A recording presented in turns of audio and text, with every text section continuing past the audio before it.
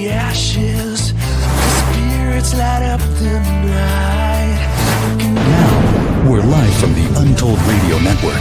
It's Untold Radio AM with Monster Quest producer, host Doug Hajicek, and co-host Jeff Perrella Jr. Untold Radio AM is going live right now.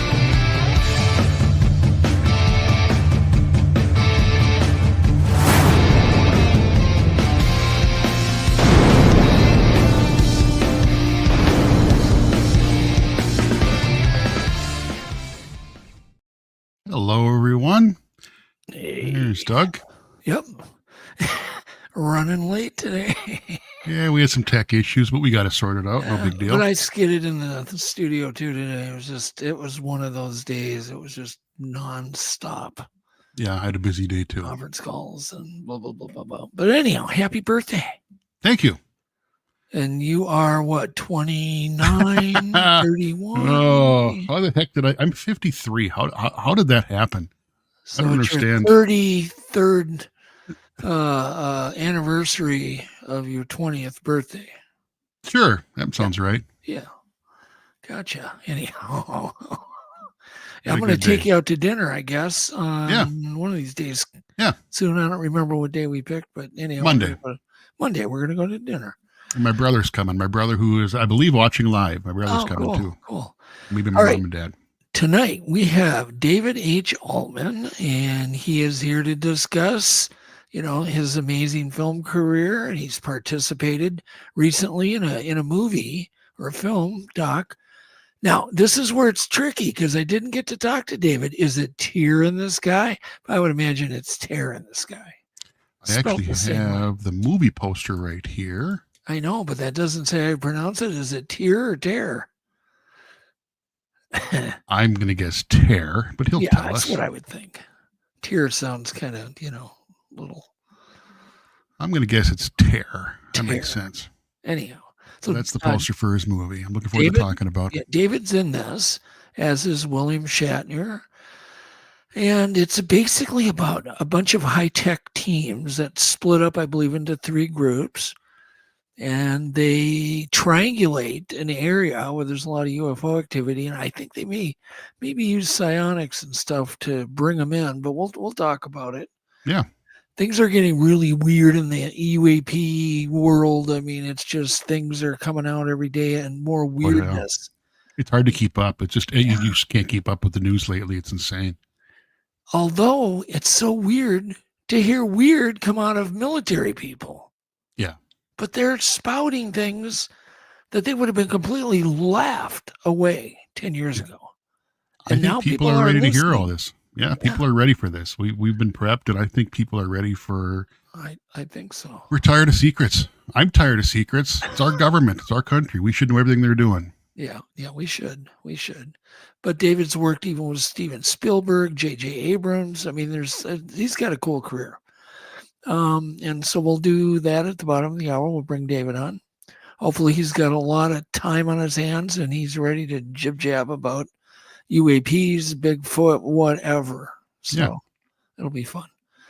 All right. We've got a little bit of news, but I just yesterday it was New Chrome Day. You know what that means? Yeah, I mean, you do. I do. Because we do restoration now and then for a hobby. I don't get to work on it very often.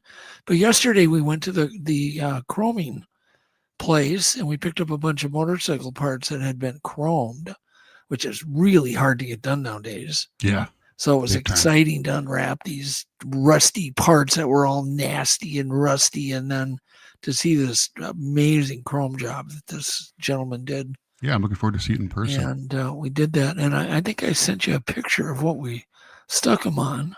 You did. First, here, I'll show you people but you got some close-ups here. I found a picture of the bike. We'll show the bike.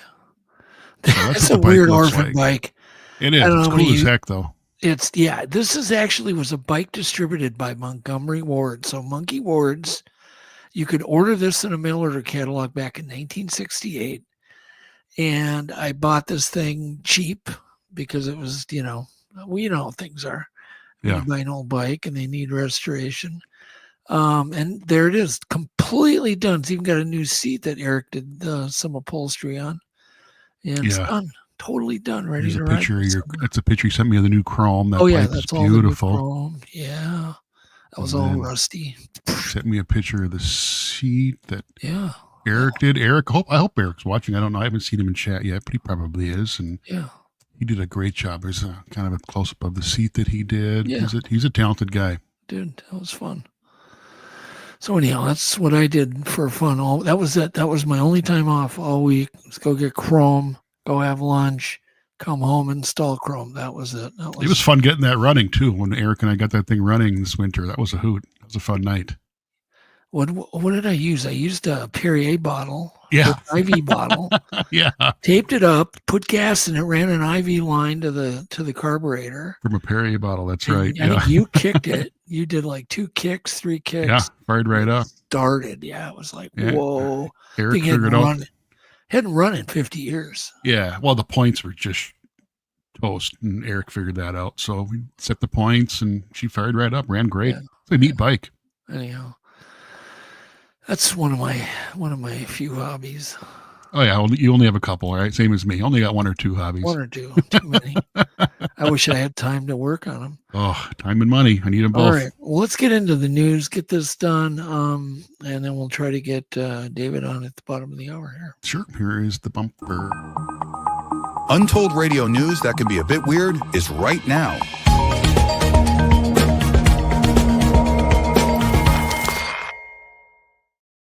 Before we start, too, I want to say hello to everybody in chat. Yeah. And absolutely no marketing was done on this show this week for a few reasons. But anyhow, hopefully the marketing department will actually market the show. But thank you all you guys for showing up in chat. Good to see everybody. Yeah. See a lot of familiar names. Yeah. And our lovely moderators that we appreciate so much. Okay. First thing in the news, and this is a fantasy of a lot of people, they found a big stash of Roman-era coins that were buried 2,000 years ago, found in a field, okay? Mm-hmm. And these are stunt coins. This is not the real coins that were found, but they're stunt coins. But apparently hundreds of Roman-era gold and silver coins were found in a field outside a village in the Netherlands. So apparently then they called the authorities. Now, maybe you can answer this. Do they get to keep them? Does the Danish government say, oh, you can have them? Or do they confiscate them? Now, this probably isn't a surprise, but I just happen to know an awful lot about this. Okay, good. Tell me. I even have some right here. They don't show up good on camera, but I actually have a pile of they're mostly bronze Roman coins. So what happened is you have the pennies. Well, they're denarii. Well, I mean bronze. They're not gold. No, they're not gold or silver, but those do show up. So what happened is soldiers would get together. Most of these are found in Eastern Europe and parts of Britain, like kind of on the fringes when they were expanding. So what they did was the soldiers would get together. It's called a tontine. And it's actually illegal now, but it was pretty common. Group of friends, group of buddies that were serving before a big battle would pull all their money together, bury it, and then whoever survived would come and split the rest. Well, obviously what happened lots is no one survived in that friend group, so those coins have been buried forever. So interesting. Particularly in Eastern Europe, someone would be digging a foundation for a house or some kind of construction, and they'd find a big stash of coins. You get to keep it. That's the question. Yeah, because it's your property. It's buried coins. I mean, well, then why did these two guys? Apparently they used 2 metal detectors. Why did they call authorities? They weren't very smart. I don't know. I mean, I don't know. But there was actually a period in the 90s where this was really a big deal. That's when I bought these. And you'd buy them. It's in a big bucket of dirt. I'd get this. You come on they sell them by weight, and they're just filthy. It takes days to clean them. You got to clean them carefully. Wow! But it's neat. They're 2,000-year-old Roman coins. I mean, I wish they didn't. They don't show up very good on the camera here. But it's actually this is the oldest man-made thing that I own. Wow, that's pretty cool. They're like from 46 to 47 AD. Yeah. Some are older, but yeah, Wow. pretty cool. Some of them you can make out the Do yours writing. have Emperor Claudius on them?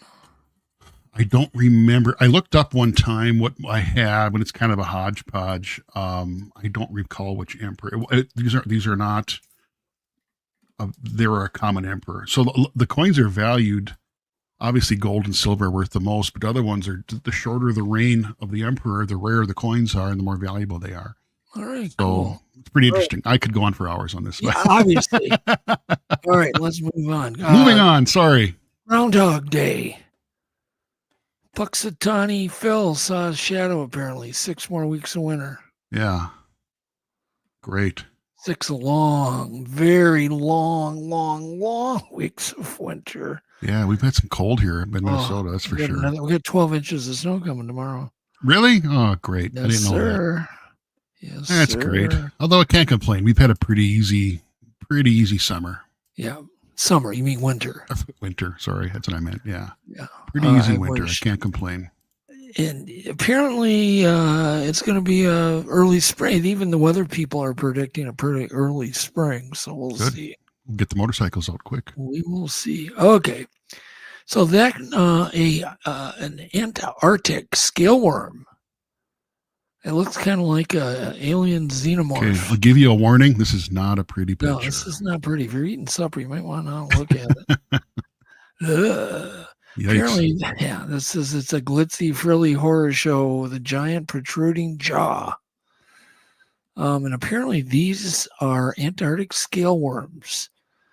And they have a retractable, just like, the movie Alien, a retractable mouth part containing sharp jaws, and it tears its prey to pieces.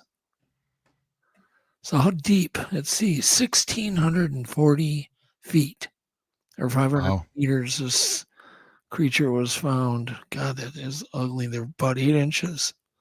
It's shocking how much life there is in those cold waters. There's a lot going on there. And it's relatively unexplored. It's pretty amazing. And why is it the colder and the deeper, the uglier?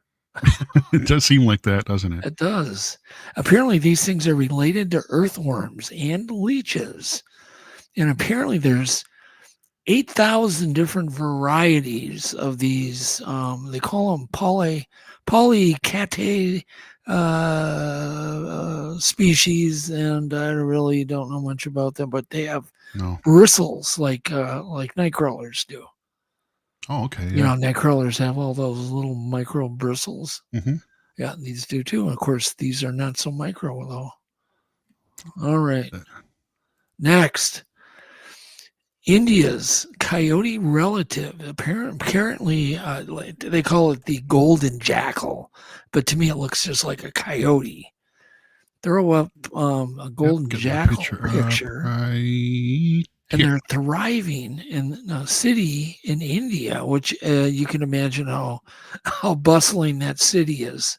If it's in Mumbai? India, oh gosh, yeah, Mumbai is a busy city. Yeah, it's going to be a city times a city, and these things are thriving. And at one point, they were pretty close to being extinct. And to me, they look exactly like coyotes, even the coloration. I mean, when I've seen them, that golden.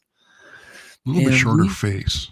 Yeah, apparently though, there's a mangrove swamp near the city, and that's where they kind of come out of and hang out. But it is cool to see wildlife adapting. Yeah. I went on my deck and almost stepped on a bobcat. Oh wow. Bobcats aren't things you want to step on. No, I don't think. A friend of mine just found a cougar mountain lion print in northern Minnesota, up near Virginia. A friend of mine lives up in Virginia said that he just found that the day or two ago. Yeah, and they will not admit, Jeff, they exist. Yeah, they do. I know they do. I've seen them. Yep. I've seen 2 in Minnesota, and they just then I did a news story back years ago on one that was caught down in Worthington, and they kept saying, "Oh, it's somebody's pet." But when they captured it, they brought it to a wildlife sanctuary, that could cage it, and it would only eat deer meat, only eat venison. So obviously, it wasn't domesticated cougar. Right. if it only would eat, it wouldn't touch beef. Yeah. It's interesting. And then we have another highly anticipated UFO documentary called The Age of Disclosure coming. And apparently Lou Elizondo has kind of headed this up. He's got insights on the highly anticipated UFO documentary. And this taken in this picture. He's doing interviews about it. So his name's come up a lot lately. He's everywhere. Yeah. Well, he's been a kind of a coordinator, I think, of a lot of these whistleblowers. I would imagine they all come to him first. Yeah. I would imagine. Yeah. But apparently he played a role in facilitating the participation of some of the interviewees for the doc. Interesting. But I've been watching a lot of these Ross Coulthart interviews. Yeah. I watched another one last night, and I'm just shocked by what I'm hearing. It's crazy. Definitely crazy. Involved. I cannot wait to hear David's opinion on what he knows about, especially the psionic stuff that's going on, where they're drawing them in. Yeah. Using their mind. It's crazy. Can you imagine that? Military doing this. I'm so ready for disclosure. They need to tell us what's going on. Yep. And then we have a massive 1 mile long volcano off the West Coast that they're claiming could blow at any point. But I guess it's far enough off coast that they're not worried about it. Yeah, it's apparently 1.2 miles across, this volcano. Oh. And let's see, it's 1 mile beneath the sea, and it rises 3,600 feet high. Wow. So it's big, and it's apparently gurgling with seismic activity, preparing for a possible eruption. So if you live on the West Coast, they're saying it's safe. And it's part of the Ring of Fire in the Pacific Ocean. Yeah, I don't think the West Coast needs any more. They don't need any more nature. They've had enough. But could you imagine if you did live there? You got Yellowstone on one side, and then you've got all these the Ring of Fire and all these volcanoes and faults, and it's a little bit scary. Yeah. I think David moved to Florida, didn't you, David? Not if you moved to Florida because of the. Yep. He's thinking. Yep. He's like, yeah. Yeah. But I think David's he's definitely from LA. Okay. China unveils listen to this. What could go wrong here? An 85-foot electric bus. So when it's quiet, you're going to have any warning about this thing coming by. And when they make a corner, I can imagine all the things that are going to get kind of sideswiped with this wiggle wagon. Yeah, it seems, I don't know. That's got a lot of joints. Yeah. It's big and it's silent. That's weird. It's got more joints. It's got more joints than Cheech and Chong there. It says it's what they call a bi-articulating bus. There's two joints in the midsection, like a caterpillar, like a giant caterpillar. Yeah. And they're saying, oh yeah, the best part's electric. Okay. Sounds good. It's the world's first. Why not go for 4?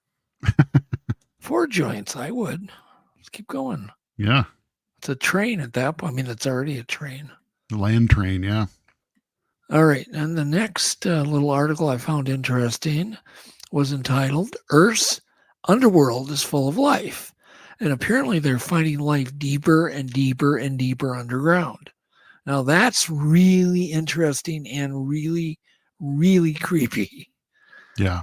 And I don't want to get into the whole article, but it says here, a team of people in protective gear and head torches walk away from the camera into the depths of a mine shaft on rail tracks and blah, blah, blah.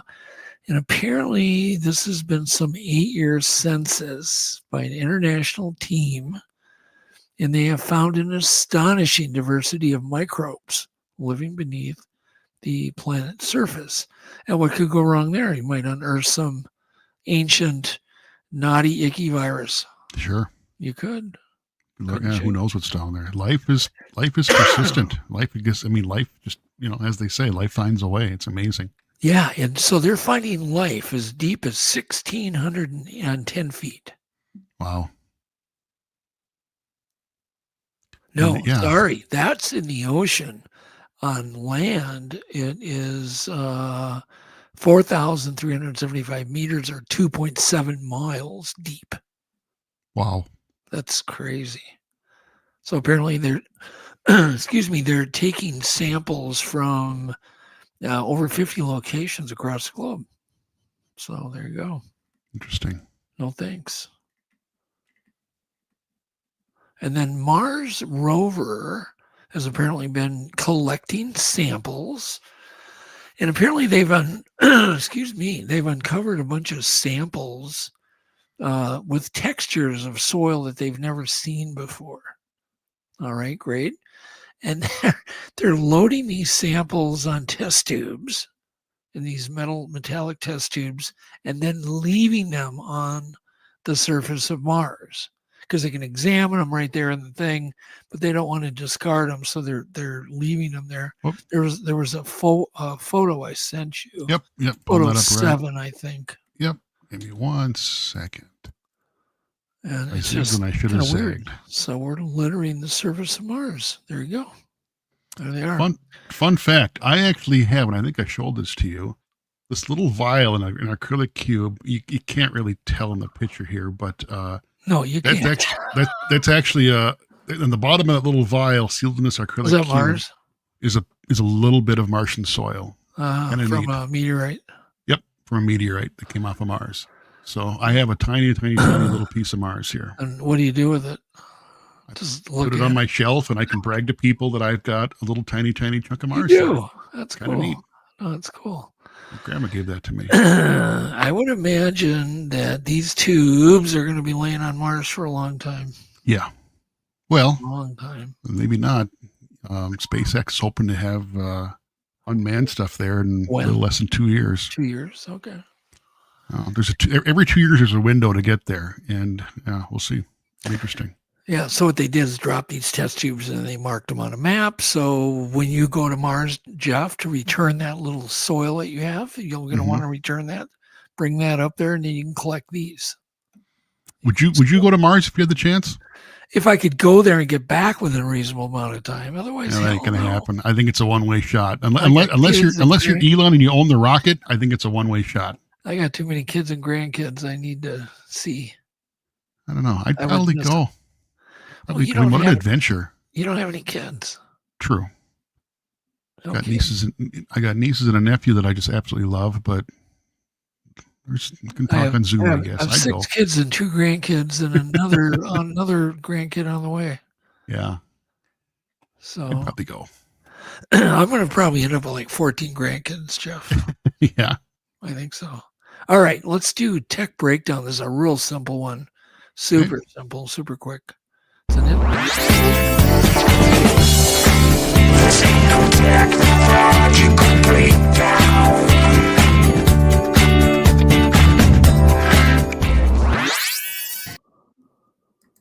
All right. So, tech breakdown for this one. Let me explain it. Okay, so this one is no, you leave it up. Okay. No, you don't have to take it down. I just want to explain it before you play it, Jeff. Sure. All right. So this is really super easy, but this is new information. Certainly to most people and probably to everybody who's listening. Tires are orange or auburn or whatever color you decide to categorize that by. But to a deer and to much of the game that they eat, they're green. Right? I did not know that. And they're green because they have a certain type of vision, these animals. And so they see orange as green. Now, what great camouflage. Not only to have the stripes, but to appear green to the prey you're hunting. So you're going to blend in really, really well. I found it interesting, and what I wanted to pass on to people was that many of the Bigfoots that are reported are auburn. Yeah. Same color. Which they're going to appear green. Yeah. And you can only imagine how well a Bigfoot could hide in the brush and the forest for deer, because they're known to hunt deer. And if they were green. Yeah. Absolute. Black works really well too, because of all the black stumps and the brown stumps. But green would also be a huge advantage. And For so sure. that's really all I wanted to do, other than just go ahead and play the video. Okay.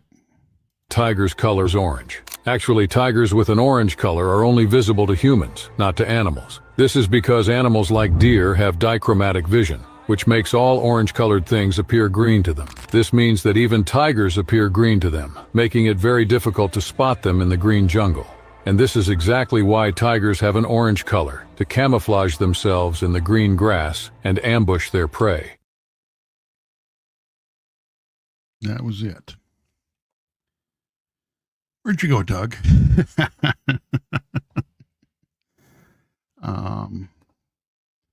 Well, I don't know where Doug went. I'm here. There he is. Sorry, I had to go sneak to go get a thing of water. Yeah, it's a shorter clip. Yeah, I thought it was longer than that. I thought, Yeah, I it can wasn't a get away very with long this. clip.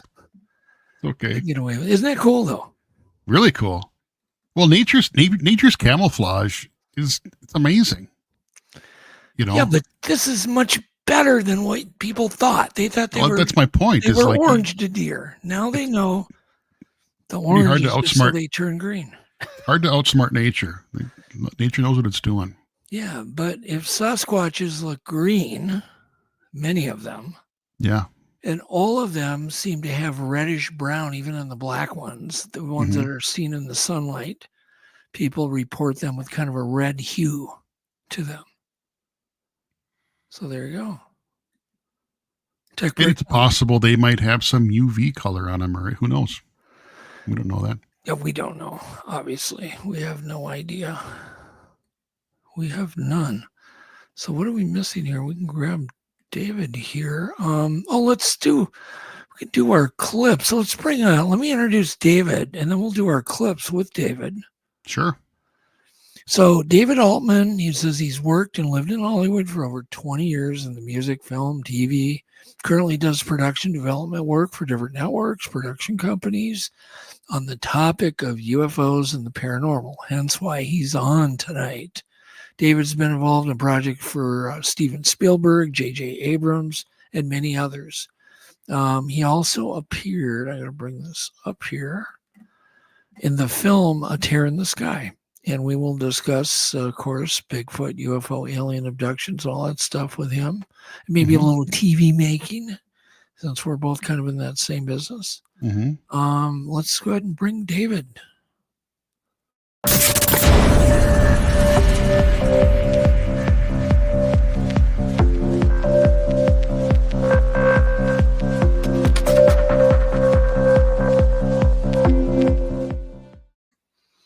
And welcome, David. There he is. Hey, There he is. there I Hello. am, and you can hear me now. We How's can it hear you going, great. guys? We can hear you. What happened to your picture? What do you? Oh, it's got the. I'm at my mom's house right now in Florida, Oh. so I don't have like the setup going. So it's just a blurred background. I got you. You know what I mean? Yeah. Well, you're blurred too. You're blurry too. No, I'm not. Maybe it's just because of the effect, right? No, I don't think so. I think it's just probably a connection. No, it's a brand new laptop. It shouldn't be blurry at all. Okay. Do you look blurry to you, Jeff? A little bit. You look like a Bigfoot. It's Not probably blurry. right? It looks just. Flop, It looks like a flop. low speed. It's probably because the background is a blurred background and it's interfering with me as well. Not good. No, Yeah. looks good. I we can couldn't hear you even good. I couldn't even tell you how I would be able to remove that background. I have no idea That's how it good. even got that way. That's good. So That's yeah. good. But I forgot to say happy birthday, Jeff. We were talking about age and I didn't even. It's Happy okay. birthday. Thanks. Thank you. Yeah. Yeah.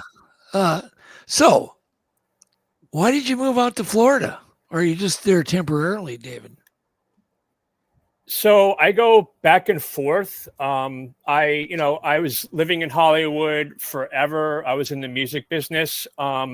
When I've been sober for 14 years, and when I got sober, I decided I just couldn't live in Hollywood all the time. It just wasn't my thing anymore. So I decided to come back home. After my stepdad died, my mom was alone, and she didn't really have anybody else that could come and stay with her. So I was the only one able to. Yeah. Well, very cool. Very cool. Congrats on yeah, and 14 I'm years. able to work from where. Thank you. Yeah, I'm able to work from wherever. I work mostly remote, so it's just Nice. easy for me. If I got to fly to LA or wherever, I just fly. Nice. Let's talk about this film that you're in, A Tear in the Sky. It looks super interesting. And did you by any chance, Jeff, And grab it that is trailer? hair. Yep, I figured it was. No, I don't have the Hey, trailer. they're spelled like the a rip. same. They're spelled exactly the same. Yeah. Well, we can, Jeff, while we're talking, you can grab the trailer maybe. Sure. It's on YouTube. And what a lot of people don't know is that it was actually named that before we even started filming, which kind of throws people off because of what was filmed in the movie without ruining it. You know what I mean? Like they kind of found something to them that looked like a tear in the sky, you know, but it was already named that before we even went out to film. Yeah. So, we'll explain this movie because what you guys did is kind of, the way I think, but you guys really did it right with these teams. Yeah. So the way that the movie happened, it's kind of a long story, but that's what we're here for. Long stories, right? Yeah. It's not too long. So, I had met the guys from the Nimitz encounter, which if people aren't familiar, it's the famous case that happened in 2004 involving the Tic Tac. It's one of the 3 videos that was released in the 2017 New York Times article. Everybody, I'm sure, knows what I'm talking about. The 3 famous videos that got released. So when those had got released, I've always been into the UFO topic and all the weird stuff and sci-fi and monsters and all that stuff my whole life. I grew up around it. And after I left the music business, I was working at an agency and we booked actors internationally on Comic-Cons. So, whenever there was a big Comic-Con, whether it was in Australia, wherever, we were the ones that sent the actors out there, and then I would also be traveling with them as well. So what happened was I got a call from my business partner, and she's like, "Hey, we're bringing on a new client," and she's like, "He's kind of different. He's not like a comic book guy or whatever. He's a writer, and he's got a new show coming out, and it's called Project Blue Book." And right away, I flipped out because I knew what Project Blue Book was. I had no idea they were making a show, let alone I'm going to be, meeting the guy who created the show and, is the writer. So we brought him on as a client, and I booked him on a UFO conference in Laughlin, Nevada. And we went out there, and that was, I think, in 2018. And at this conference were all the guys from the Nimitz encounter, not the pilots, but the crew that was on the Nimitz and some of the Nimitz and some of the Princeton. So we started talking with Kevin Day, and he turned out to be, he was such a nice guy. And when we were leaving, Kevin asked me if I could help him out with his fielding his media requests, pretty much act like an agent for him, kind of help him out with what media he should do, and just kind of be, that guy, because I had the background, right? So, he's one of the nicest guys in the world. He's a retired vet. I wasn't going to say no, I just volunteered for it.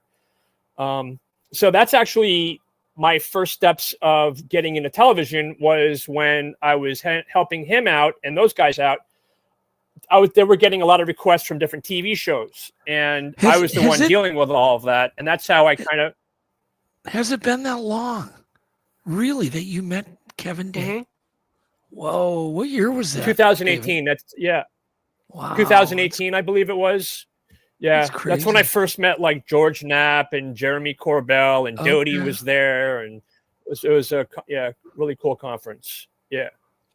Very interesting. Yeah, so okay. So what happened? Yeah. Next? So I'm handling the media for those guys, and I started meeting different producers and production companies, from them contacting me about booking the guys for TV shows.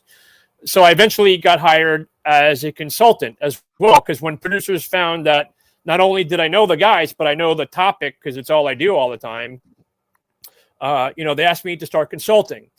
So this was during the time that the show Unidentified, you remember the show Unidentified that Lou and Chris Mellon and those guys? Yep. Yeah. Yep. So that was, I think, the first show I ever really helped out with anything on.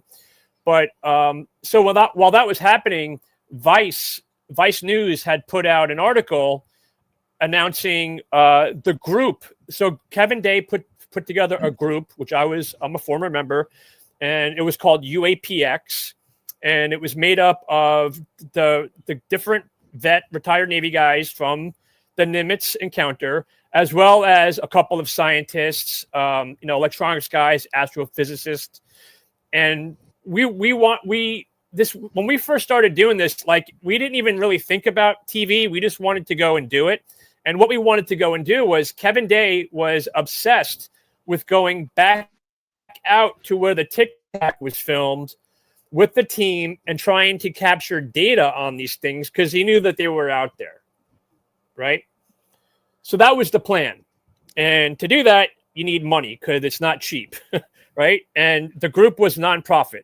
So, yeah, we had started taking donations, and, just for the heck of it, we kind of did our own little research into seeing, like, how much would it cost to get some boats, and like all that kind of stuff, how much it would cost for this. And it totaled a lot of money. Right.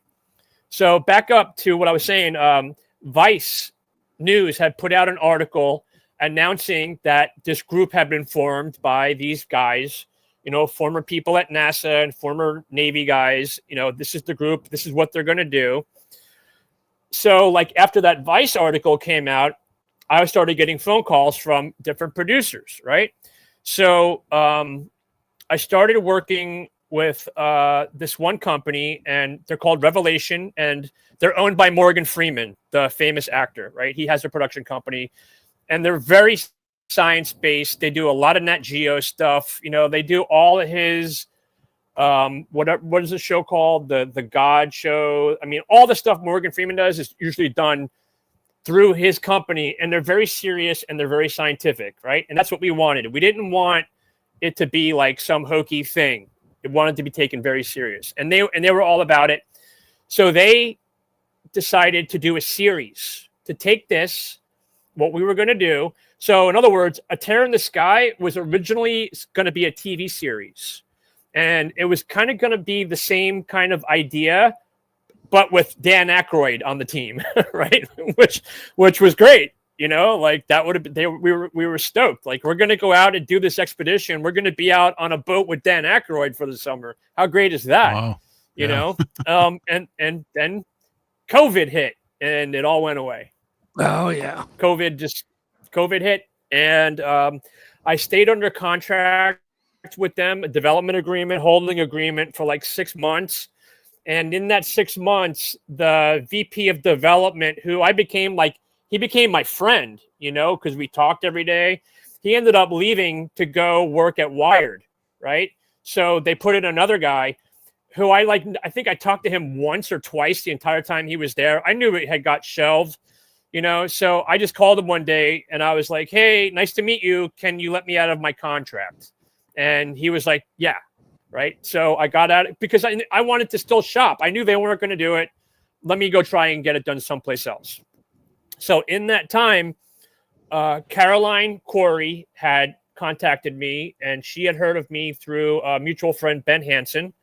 And she had contacted Ben and was like, "Hey, I want to do my next documentary. I want it to be more science-based, not as much woo as my last stuff. What should I do?" And he's like, "Have you heard about this group?" And then the rest is history. So cool. We ended up making the movie with Caroline. Yeah. Well, this is how the TV business kind of works. And, it's never a straight line, right? It's never the straight line right to a hit TV series.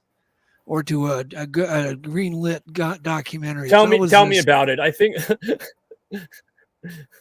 Yeah, I've had like, I think I have 5 things in development right now. I've got three unscripted, and I have 2 scripted, and they're all just in limbo right now with different people, just waiting for things to happen. So, and then I don't know if we met through Rick or if totally no. totally by chance. Oh, yeah, really? I saw you on Facebook, and I was like, oh wow, I added him, and then whenever I meet somebody new, I ask Rick if he knows them, if they're in the business. Right. Gotcha. I'm like, is this a good person for me to talk to, or are they a Hollywood person who I don't want them to even know who I am? He's like, no, you want, he's like, definitely, Okay, cool. That's cool. Yeah, he had nothing but good things to say. Obviously, I'm here. All right. Well, that's good. That's good. So, all right. So the thing, this tear in the sky. Can you talk about it? I mean, at what point? I do have the trailer whenever you want been it out. Yeah, sure. I mean that movie's been out. It's actually on Tubi right now for free. Yeah. Yeah, it's on Tubi for free. If anybody wants, they can go watch it on Tubi. I'm gonna watch it tonight. Well, if you want to play the trailer, go for it. Yeah. Go ahead and play a little bit of it, Jeff. I would turn the sound off. But the visuals will let people know what this is about. There's William Shatner. What is that woman's name again? I keep forgetting her name. Caroline Corey. Yeah. She's been getting quite a bit of screen time. Yeah, that kind of bothered me. The funny thing is that I've known Shatner for years from my Comic-Con days, right?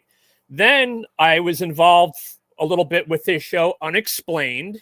Now I'm in a movie with him, and he probably has no idea who I am.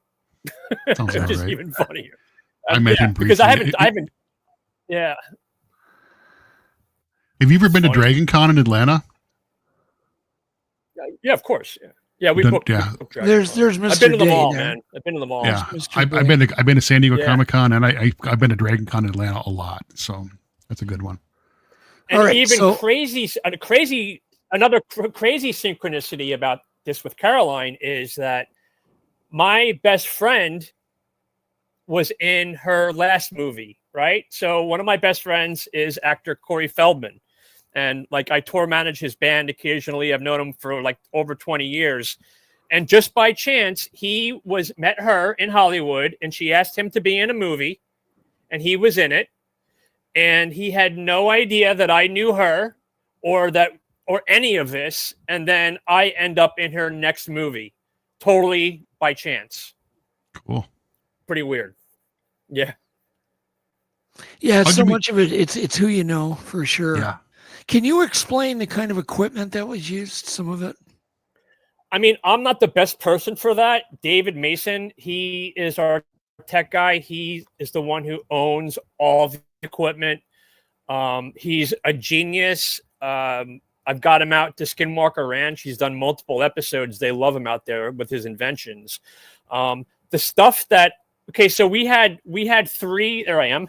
We had 3 different stations, right? So actually we had 2 and a mobile. So I was on Catalina Island right there with Michael Hall, rest in peace. He actually just passed away this year. So Michael and I were on the roof on Catalina, and then the core group was on Laguna Beach on a roof on a house.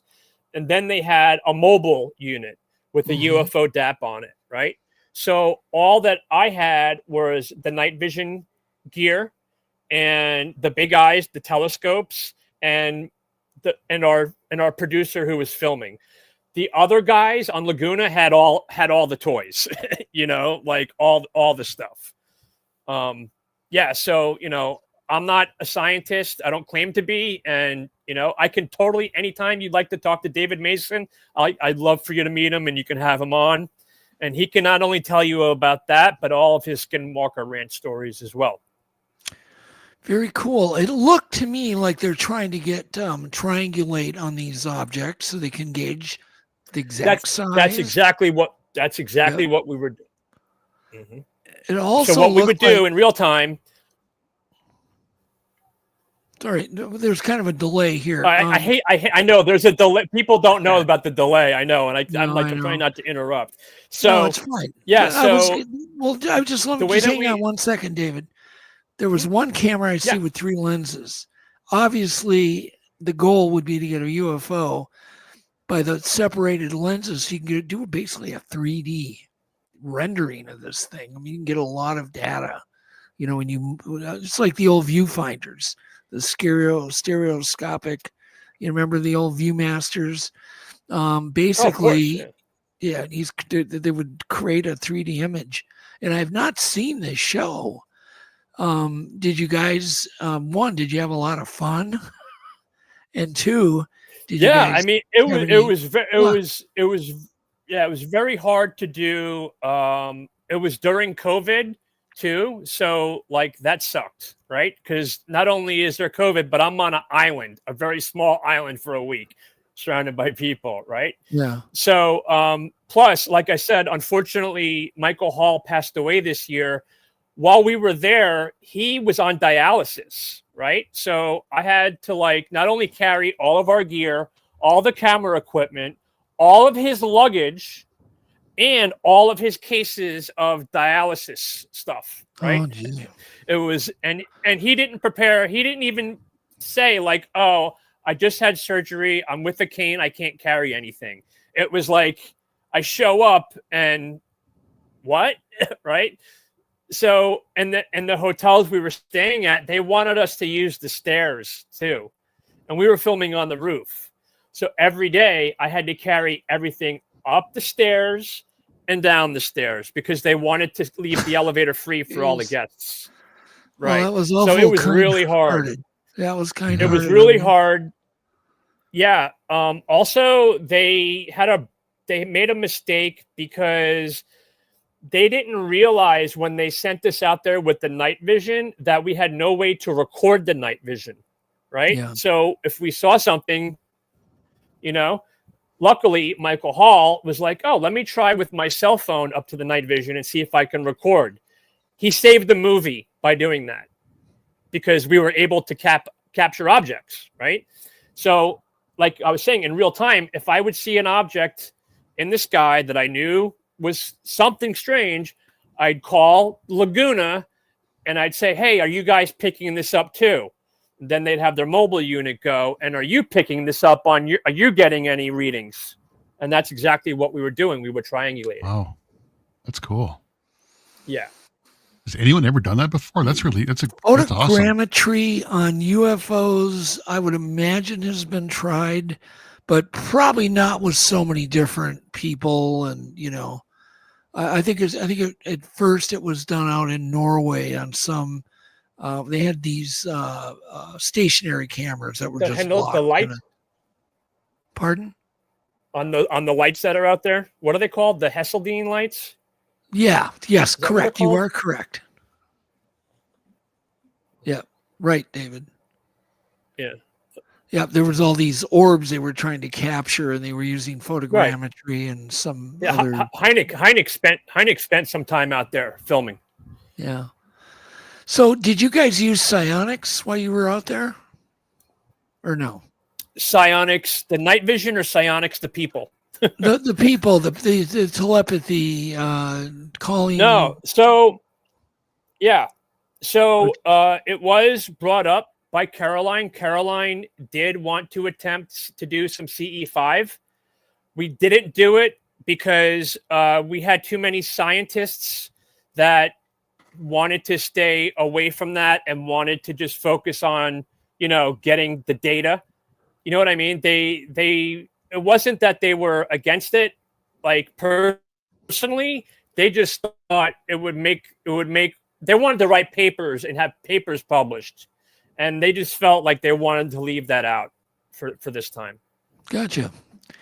Not that I wasn't in my head, trust me, I'm going, let me see, you know, please, you know, personally. And I'm sure I wasn't the only one, you know? Well, and, you know, in some crude form, I guess that's psionics, just wanting to see them. Yeah, people have been talking about that a lot. Exactly. Lately. You know. Yeah. We're on about a 4-second delay almost. So here's my next question to you, David. What do you think these things are? Are we dealing with a whole bunch of different things? Are we dealing with, one phenomena? Are we dealing with aliens? All of them are aliens? Are we dealing with non-human intelligence or aliens that live here? I literally cannot get a handle on what is going on.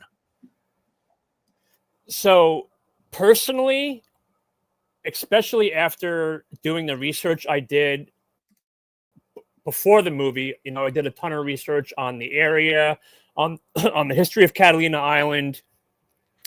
I became friends with a man named Jim Watson, and Jim is the editor of the Catalina Island newspaper. He has had so many reports. He's about to publish his second book on mysterious Catalina Island.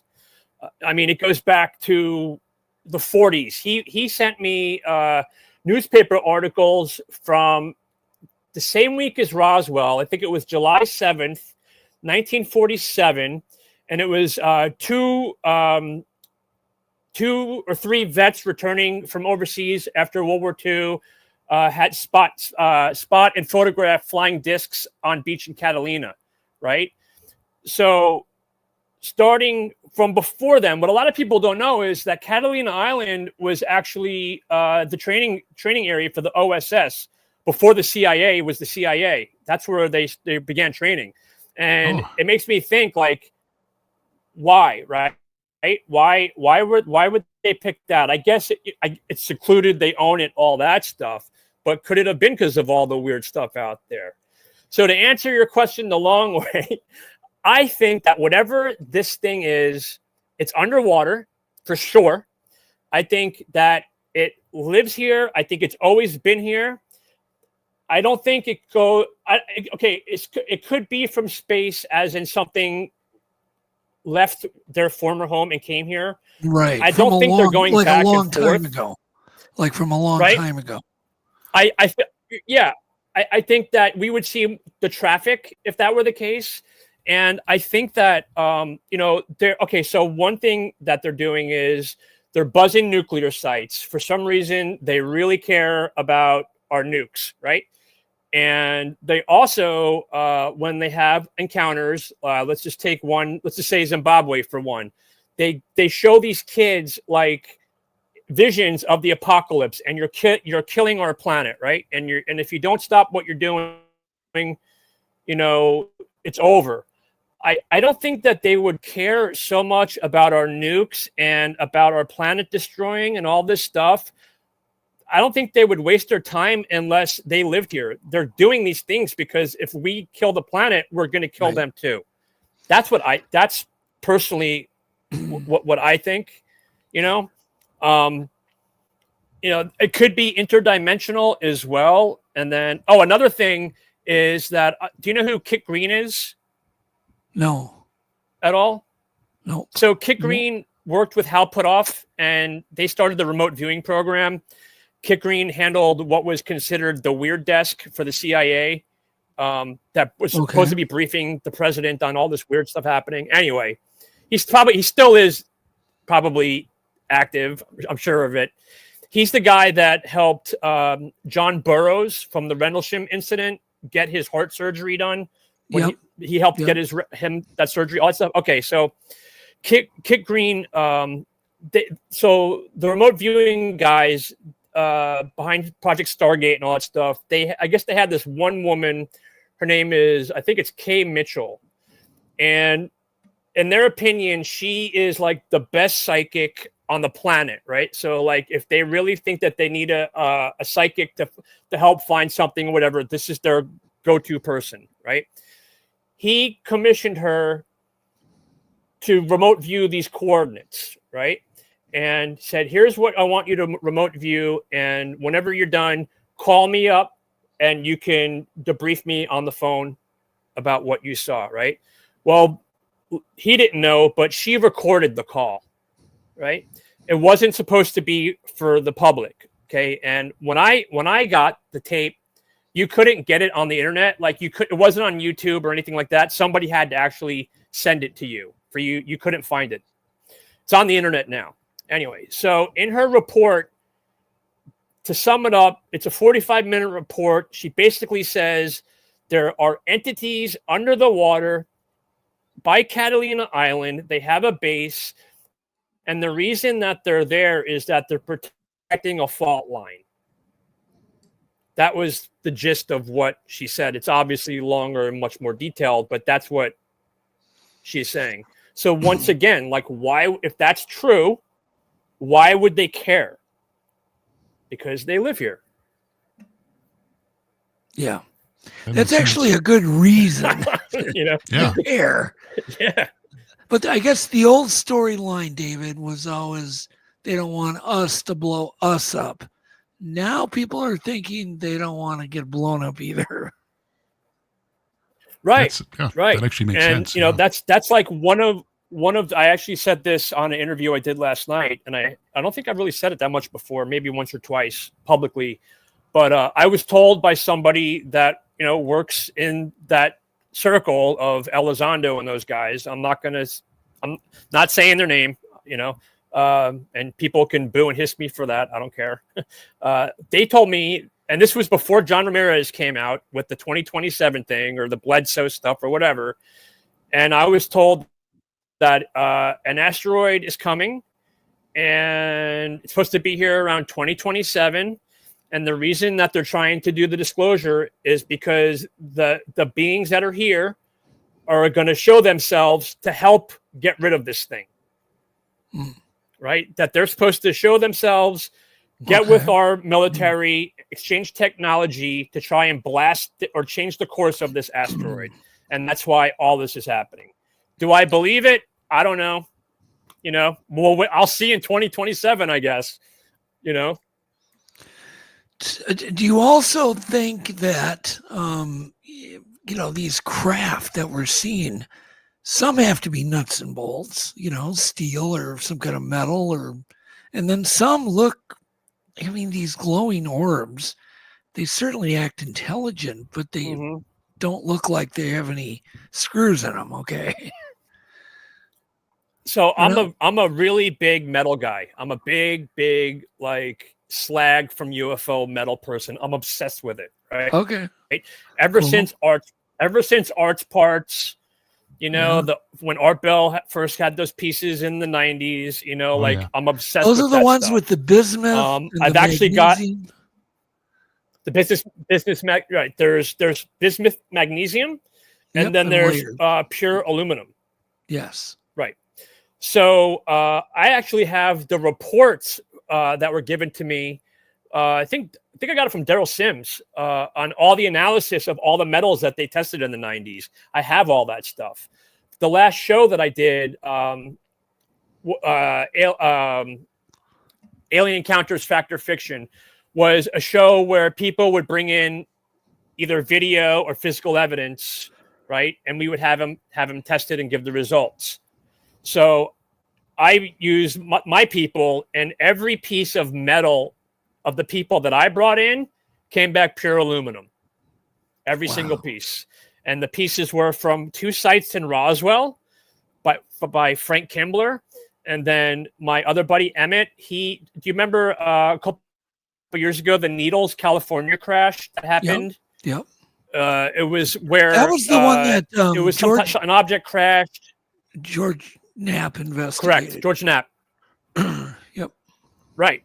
My guy went there. He found literally the biggest piece of metamaterial that I've ever heard of or seen from that site. And it's like this big. And it's pure aluminum. So it's interesting that all these metals that we think are from alleged sites come back with the same anomalous data, right? So to me, it's either it's from someplace else, or there's an agency here on Earth that's making things that aren't supposed to be able to be made, right? Yeah. So to me, it's pretty compelling that stuff came back like that, you know? Yeah. Boy, I miss Art Bell. Side note. Yeah, yeah, He was Yeah, great. Don't get us on that topic. Oh man. yes, that's my buddy, Jeff. Oh, you knew him? I love I know that him very show well, so yeah. much. I love. Yeah, we could say Emmett Hayes. Oh, okay. I texted you a text. Well, I've got some some stories about him that I'm not going to talk about here. We'll talk about later. Anyways, I don't know what you're talking about. Yeah, but whatever. it's a long. His friend Emmett. Long story. All right. It's just Not- a guy not- that it's not I relevant. know that. Yeah. Anyway. Yeah. Art Bell. I mean, every night I go to bed listening to Man. Art Bell. I've listened 90s, to every single one of his episodes. My dad listened to Art Bell, so I grew up on it. You know what I mean? Like Gotcha. I grew like I owned the alien autopsy video when it came out. You know, all that stuff in the 90s. I was all about it. And I never thought in a million years I'd end up doing this stuff. You know, it's crazy. Yeah. Yeah, it was great. A lot of late nights listening to Art. There's supposed to be. I heard this rumor yesterday that they're doing a movie on Art Bell. I don't know if it was like Paul Giamatti. an AI thing, right? Yeah, I don't know. I saw it multiple places. I hope it's true. Yeah, it'd be awesome. I mean, I kind of wanted to do it, but okay. I would love to do a series on Art on. Yeah. Paul Giamatti is really into Bigfoot, UFOs, and all this kind of stuff. So yeah, he'd be the perfect guy to do. I've been trying to track down that. I've been trying to track down that Bigfoot map that Art had allegedly from Bugs. Oh yeah, yeah, I remember that when the guy claimed he shot one and buried it. He would call crime. Yes, pretty dramatic stuff. And he ripped he allegedly, and I say allegedly, he ripped the map in half and gave Art half, and he gave the shooter's wife the other half, and said, "Upon my death, you're to deliver the other half of the map to Art." But Art passed away. So, Hey, Tom King, what's up, Tom King? Tom from the Phoenix Lights. Oh. Cool. Yeah, it's Tom King. He's got a great YouTube channel. Everybody should go check out Tom King's channel. Oh, cool. Yeah, I actually went down. He was one of the original guys. I went down with Stanton Freeman years ago. We flew, me and Stanton and camera crew.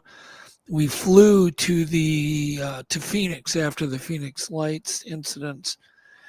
Super interesting. Been a lot of cool people down there, but Stan really had a hard time getting involved in new sightings. He was so into the old ones, the Benny and Barty Hill. So am I. I'm the same way. I listen to Art Bell, and you're gonna laugh. My other all-time favorite thing is Long John Nebel, right? You remember the Long John Nebel from the 50s? I love that show. I love the contactee movement. There's so much information there. You've got interviews with Kehoe. I mean, Kenneth Arnold is on, Ray Palmer, all these guys, Bill Moseley, Gray Barker, all of them are on this show, on these recordings. The Shaver Mysteries, I love that stuff. I love all that old stuff. What about the Lonnie Zamora case?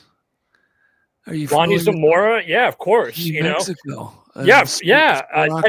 Ted Phillips Ted Phillips was Blue Book's ground trace guy. He investigated that case. And you want to hear the weirdest? He was the man. Yeah. Okay, I'll tell you the weirdest story involving that nobody knows. Nobody. You're going to hear it first right here. So Stan was over at my house, and we didn't have anything to do that afternoon. I said, hey, let's go down to CCO. I'll call my buddy who's a DJ over there, and we'll run over there and we'll do a interview. Just something to do, right? So I call the DJ. We run over there. He says, yeah, come on in the studio. So we run over to the studio. We go in, and because it was the 50th anniversary of the Lonnie Zamora case, right? So we go there and we start talking on the radio about this Lonnie Zamora case. And the DJ who's manning the microphone, he goes, "Oh, I was there." Stan's like, "What?" And he goes, What? He goes, Yeah, "I was crazy. there." He goes, I was there with my sister and my mom and my dad seconds after that craft took off, and we pulled up to help Lonnie Zamora." That's And I'm like, crazy. and Stan's like, "What?" Okay, so what are the chances? It's the 50th anniversary. He's, Stan's over at my place. I happen to know this guy, didn't know that he was even into UFOs. It was Tim Russell, by the way, who was the DJ. Somebody should still follow up with Tim. I don't think anybody has. But he claimed. How old is he? Tim would be about my age. But he claimed they were on vacation. They saw the smoke. They saw a police car that down in this gully or whatever. And his dad was a good-hearted guy, and he went down to help Lonnie to see if he needed any help. And Tim said there was still smoldering on the plants from where this thing took off. And this is live on the radio, this new witness. And it was Wow. really, really a coincidence, beyond a coincidence. So that was kind of weird. Yeah. You should tell that story to Ben Moss. Do you know Ben?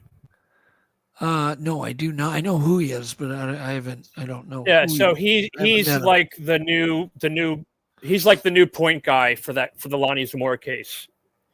Like he's like the guy now. He knows a lot about that case. Yeah. The most interesting thing to me about that case are the symbols that were allegedly on the craft. Right. Well, the reason I bring it up, here's why I bring it up. Clip 7, Jeff, I want you to play. We can go through some of these. These are UFO clips. But the Lonnie Zamora described an egg with writing on it. Exactly. An egg. Right. Okay. Mhm. And It came down on a tripod. Right. And this Jake Barber, this new witness, claimed that he had recovered an egg. And then there's more stuff about some egg in Antarctica that had some creature in it. With the red And I'm egg. It's egg. Okay. And then, so play, I think it's clip 7. Yep, got it ready. You want this one muted? Well, hang on. Let me look here at it. Just to be sure. I'm not sure which one's the egg. I believe it's 7. In your notes to me, you wanted it muted. 7. I believe. Yeah. There we go. No sound. But go Ready? ahead and play this. This is a new, apparently a military piece of footage that's been released. Jake Barber is shown at the bottom. The bottom one is photo. Oh yeah, no, we know that. But that's Jake. It's just somebody. Yeah, I'm just letting the audience. I'm letting the audience. I think everybody know. knows it's a mock-up. Yeah, it's just a mock-up. You'd be surprised. I know AI and Photoshop get a lot of people. But this is supposed. Well, no, I didn't even see it, Jeff. Oh, I played it 3 times. I know, but we were talking about the other stuff. There we go. There we go. All right, let's watch the egg going on. There you go. All right. I'll play it again here. So it's Pretty short clip. There you go. Yeah. All right. And you never know if this stuff's real. Obviously, I haven't vetted That's why, it. just like you were saying about Stan Freeman, you know what I mean? Like, that's why I like the stuff before technology, right? Before technology went too crazy.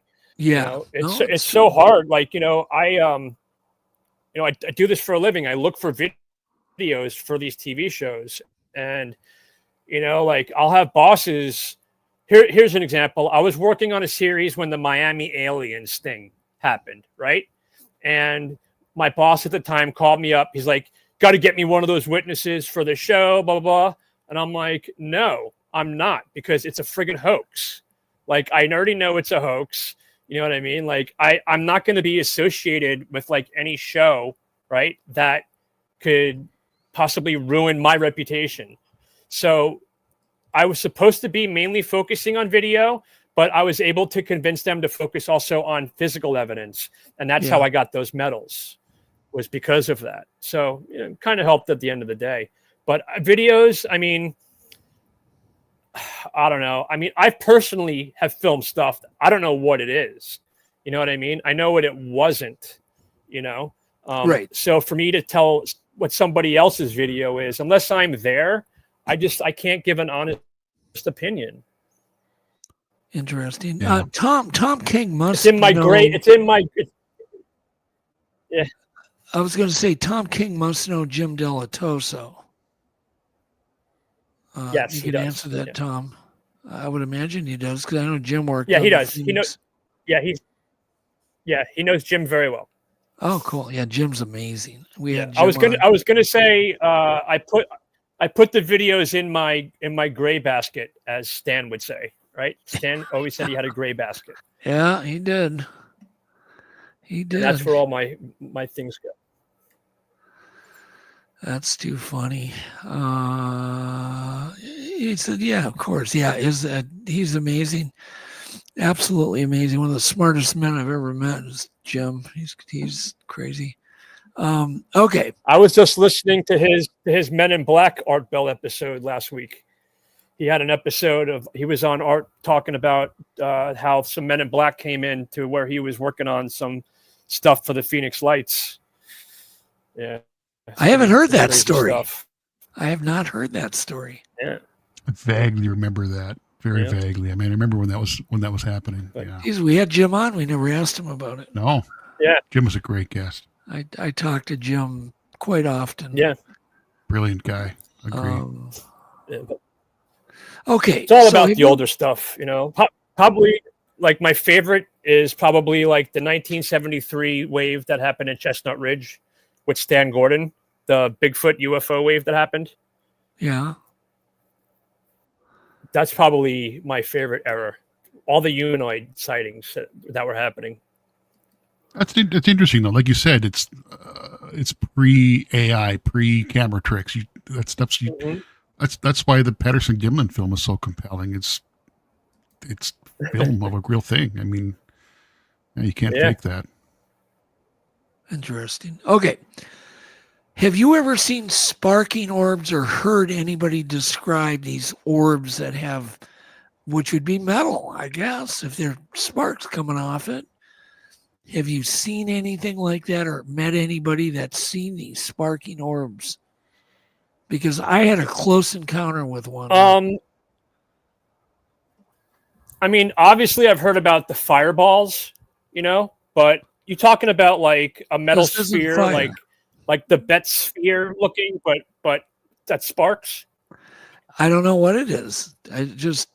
We had one approach our car, changing colors, but How it big had was it? had Buck Rogers sparks coming out the back. How big was it? Size of a basketball, I suppose. Huh. Not huge. And then it floated off. You know, like with sparks. Then it floated off with sparks coming off it right into the woods. Super interesting. yeah, I mean, that's when I hear stories like that, and then especially after you say woods right away, you know, it's like that's a very common thing that is seen during, you know, a lot of Bigfoot encounters. You know, that there's this ball of light that either there's reports of them carrying them, there's reports of them turning into a ball of light. You know, it's just, and I'm sure you've heard of Nick Redfern, right? You know, Nick? Yep. Yeah. So Nick, I think he's living back in England now, but when he was living in Texas, he was researching an area called the Thicket.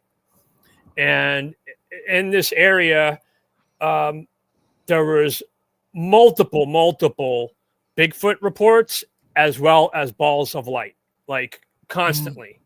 There was a researcher named, you might have heard of him. I think he passed away now. Robert Riggs. You remember a guy named Robert Riggs? No, sir. No, he was around. He was around in the 90s.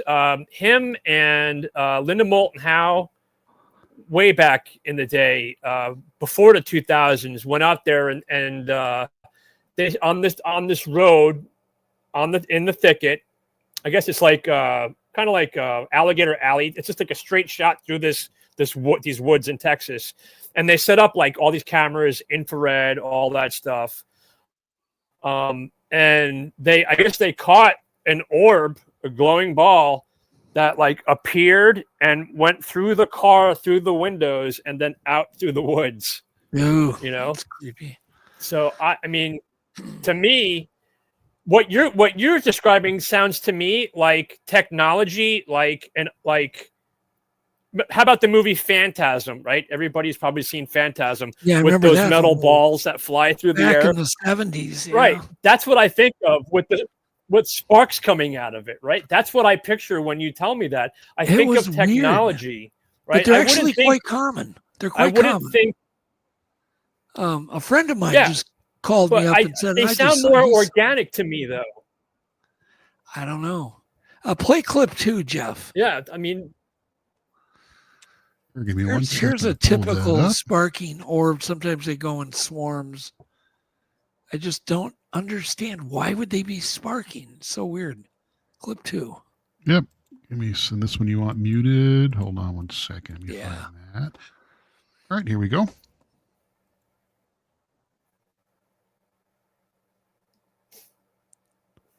Wow. that blue orb video is crazy that Tom showed me. You see the That's sparks? a fireball. Nah, it's not. It's It's a fireball. sparks. There's no fire coming off it. It's sparks. Big No, difference. no. But that's what people. That's what they describe them as.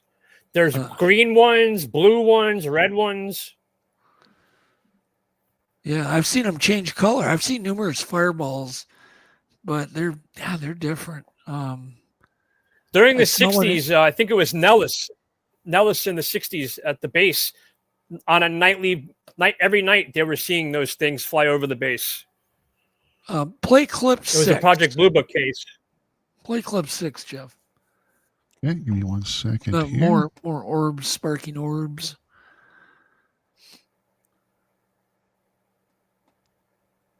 Okay, give me a second here. Almost got it. Yeah, orbs are really weird. God knows what they are. I could send you the one that I filmed. Yeah, I'd love to see it. Take a look at this one, David.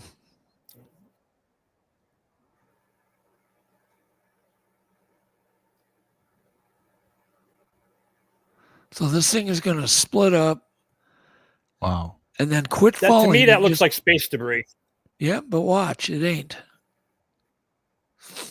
I've witnessed this too. The opposite of space. I mean, They then stop. they'll start Doesn't zipping anymore. around. Yeah, they'll start zipping around. It's really crazy. It's almost showy. Yeah. Space, that's pretty wild. Space debris just keeps on falling. Yeah, that doesn't look like debris anymore. No. It sure doesn't. So It's should I send this to fascinating. you through text or through Facebook Messenger? Yeah, you could send it to my email or you can. Messenger works pretty good because it at least allows you to send a pretty big file. So when you play it, you're going to want to turn it down because I curse a lot. It's not really that bad of a word, but I'm sure you don't want it on there anyway.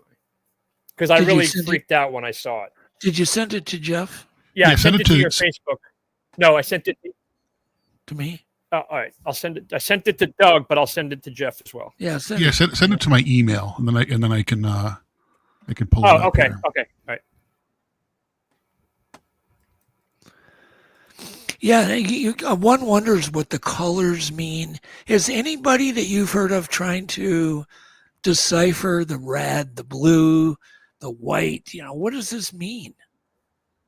And are they all capable of Only changing thing colors? I've really heard about that type of stuff is probably from Skinwalker Ranch lore about how they would call the blue ones the blue meanies Right. because the blue ones seemed to be aggressive and allegedly had killed 2 dogs.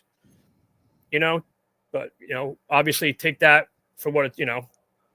I think a lot of it has to do with the atmosphere as well. You know what I mean? Sure. Well, I know what we saw. I don't care about anybody else's footage. We were driving. Right. This thing came towards us from the right, and came and right in front of our windshield. I'm talking feet, just a few feet. We got a really good look at it. It wasn't skydivers. It wasn't vapor trails. It was some bizarre, intelligent craft or creature, or I don't know, whatever it was, but it's kind of slowed down right about my windshield, and the sparks kept coming off. It kept changing colors, and then it just kind of meandered into the trees, like it's going between the trunks of the trees. And so when you see something up close, it's hard. But hang on a second, David. So when you see something up close, then I don't buy the bullshit of somebody going, well, they're all just skydivers. No, they're not, because I've seen one up close. So if one can be up close, it can be far away. And so to assume, in other words, to be a skeptic's great, but to assume that's skydivers. No, it's better to say that could be. And I'm so sick of people not saying it could versus it is. And it just really irritates me, because that's why one of the main words in my vocabulary is allegedly. Could. Everybody needs to learn the word could. I like the words plausible and credible too. Plausible, it could be. Yes. Those things we just looked at could be skydivers. I've got the clip here ready to go, and it's muted for you. Okay. But okay. Yeah. So just hang on a second, David. Maybe I should give you a little backstory. Yeah, that would be good too. So I know this is at my mom's house in Florida, and whenever I go to walk her dogs, I open the back door, and I know what's supposed to be there and what's not supposed to be there in my sky, right? I'm probably like 10 miles from Cape Canaveral, so I know where the launches happen. I watch them from my front yard. I know what is supposed to be where. So over about a week or two, I would go out back. I'd see an object glowing above my neighbor's house, and I could never tell what it was. And the only way that I would really know would be for me to see it leave, right? Because depending on how it went away, I could get a better idea of what it is. So I sit there and I'd film and film and film and film, nothing, right? I'd give up, walk in the house, come back out a minute later, and it's gone, right? So irritating. So one night I walk out to walk the dog, and I see a light, and I'm like, oh my God. I yelled for my mom. I'm like, hey, come outside, and she's like, well, if it's aliens, I'm not coming outside. And I'm like, well, I don't know what it is. Could be aliens, but there's something out here. Come look. And this is what I filmed. Great. Okay, you ready for it? Yeah. Go ahead. Yep, here we go. Yeah. Muted.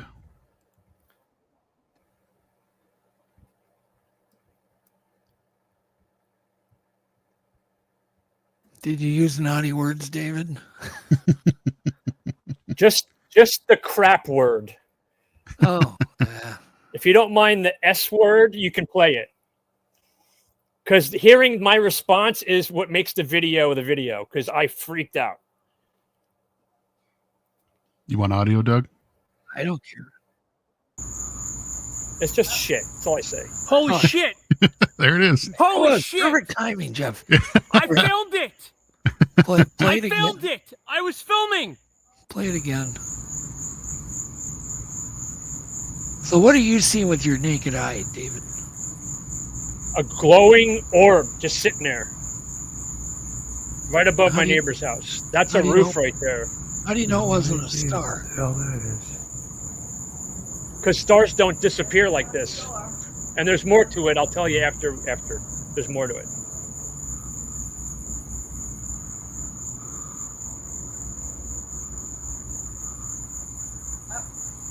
Holy shit. Stars don't do that. Holy shit. Right? I filmed it. Plus, okay. I filmed it. I was filming.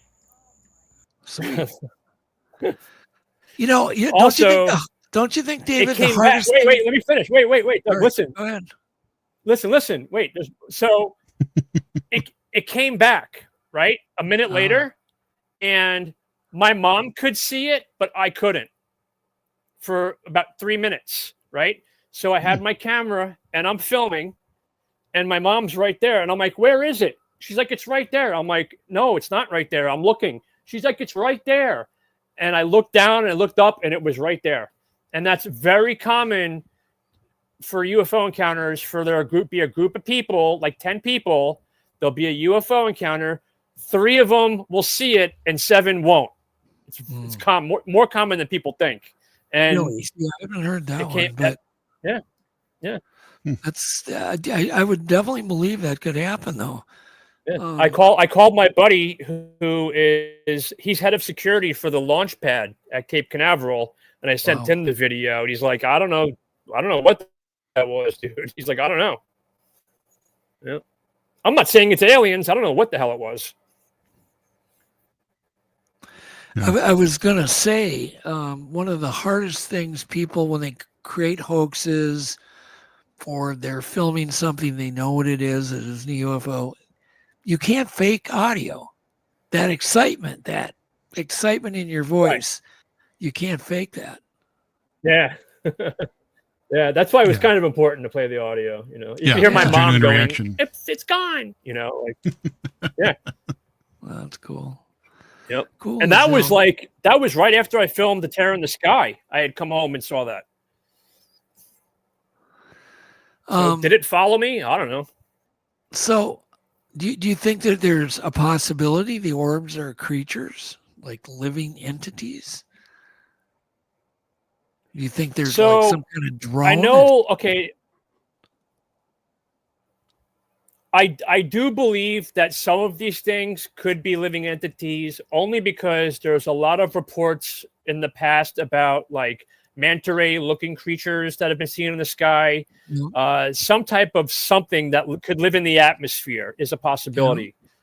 That they're very rare. That could be a possibility. Not all of them, but some of them. Especially considering the angel hair phenomenon. I'm sure you remember all those old cases where like this slimy gel would fall from the sky after a UFO encounter. Looks kind of like frog eggs and frog skin, really weird stuff that the second you handle it, it just evaporates. So there was one scientist in Portugal in the 1950s or 60s that was able to get some of this angel hair and look at it under a microscope before it dissolved. And he said that it looked like little tiny microscopic crabs or jellyfish made up this stuff that fell from the sky. That's interesting. Yeah.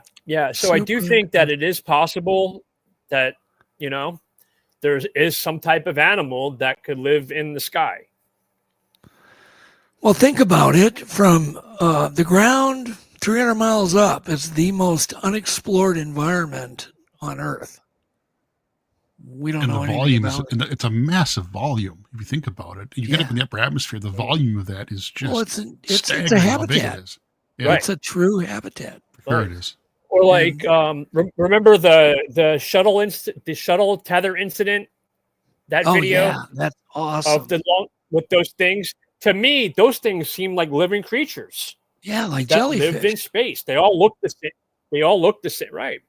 They don't look like, you know, they're doing this weird stuff, man. Yeah. Well, the Mercury astronauts saw stuff too that they thought was like fireflies. Oh, they all saw stuff, man. Yeah. Have you ever seen the tether incident, Jeff?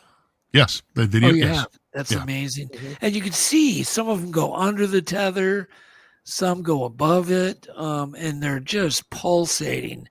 And I don't think even the STS-80 video, the one where it shoots. There's an object going by, and there's like a friggin' like somebody from the ground shoots something up, and it moves. Yeah, you know. But when you focus on that, but in the background are all these other little things that are just floating around that look like that could be animals. The tether incident was interesting because it was recorded by a guy who had intercepted the signal up in Toronto, who was the cable manager at a public cable company. He's the one that recorded them all. He recorded both STSs And that one, yeah, he passed away, unfortunately. That guy, he was bedridden. That's what he was, a bedridden guy. He had basically classified all these what he thought were living creatures that he was downloading from NASA cameras, that he started classifying them. And it's just fascinating. And you just wonder how many of those things up in the out in space around the space shuttle or the space station are being filmed, and they know what these things are. They've got great footage of them. It's all been hidden because every time something pops into the space shuttle feed, they always cut the feed. Why do you think that they would hide that? That doesn't. I don't understand. I mean, that's just basic biology, science, like nature. The Brookings report. Yeah, I just don't understand. That's why. I don't understand why they would keep that secret. It doesn't make any sense to me. But I know. It's just a very cool thing. All right, let's we'll probably move on from UFOs. Do you want to talk just a little bit about the series, the Fact or Fiction Alien Encounters or Alien Abductions? Fact or Fiction? Sure, you could play that trailer if you want as well. Sure, I think I sent you that, but I could I could send it again. So what was your job on this series, David? I was the casting producer, so I found one of the hosts, I found the labs, a lot of the evidence, and the people that brought in the evidence. And so it was my job to go out there and put it this way: without me, there was no show, because I'm the one that brought all the people, pretty much. Did you have any kind of opinion going into the show, and then did you come out with a different opinion, or was it the same? Or when we first started, when I first got called, when it was in development, at first it wasn't an evidence-based show. They wanted to have people come in. The concept was, okay, so we filmed in Roswell, right? And we filmed at a bar in Roswell, and it's like the one bar there, and it's a true thing that when people come from all over the country to visit Roswell, they'll stop in this bar and they'll chat with locals, and they'll tell them about their own sightings that they possibly have had. So the show was just going to be a concept where we have the bar, we're filming the bar, people come in and they exchange stories. And that's what it was. That's what the show is going to be for like the first 6 months that I was working on it.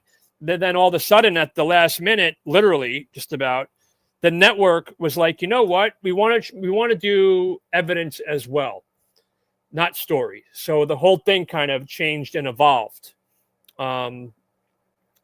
So luckily, I knew enough people that I could call and say, hey, do you know anybody with some legit evidence or some legit video or whatever for the show? And that's how we did it.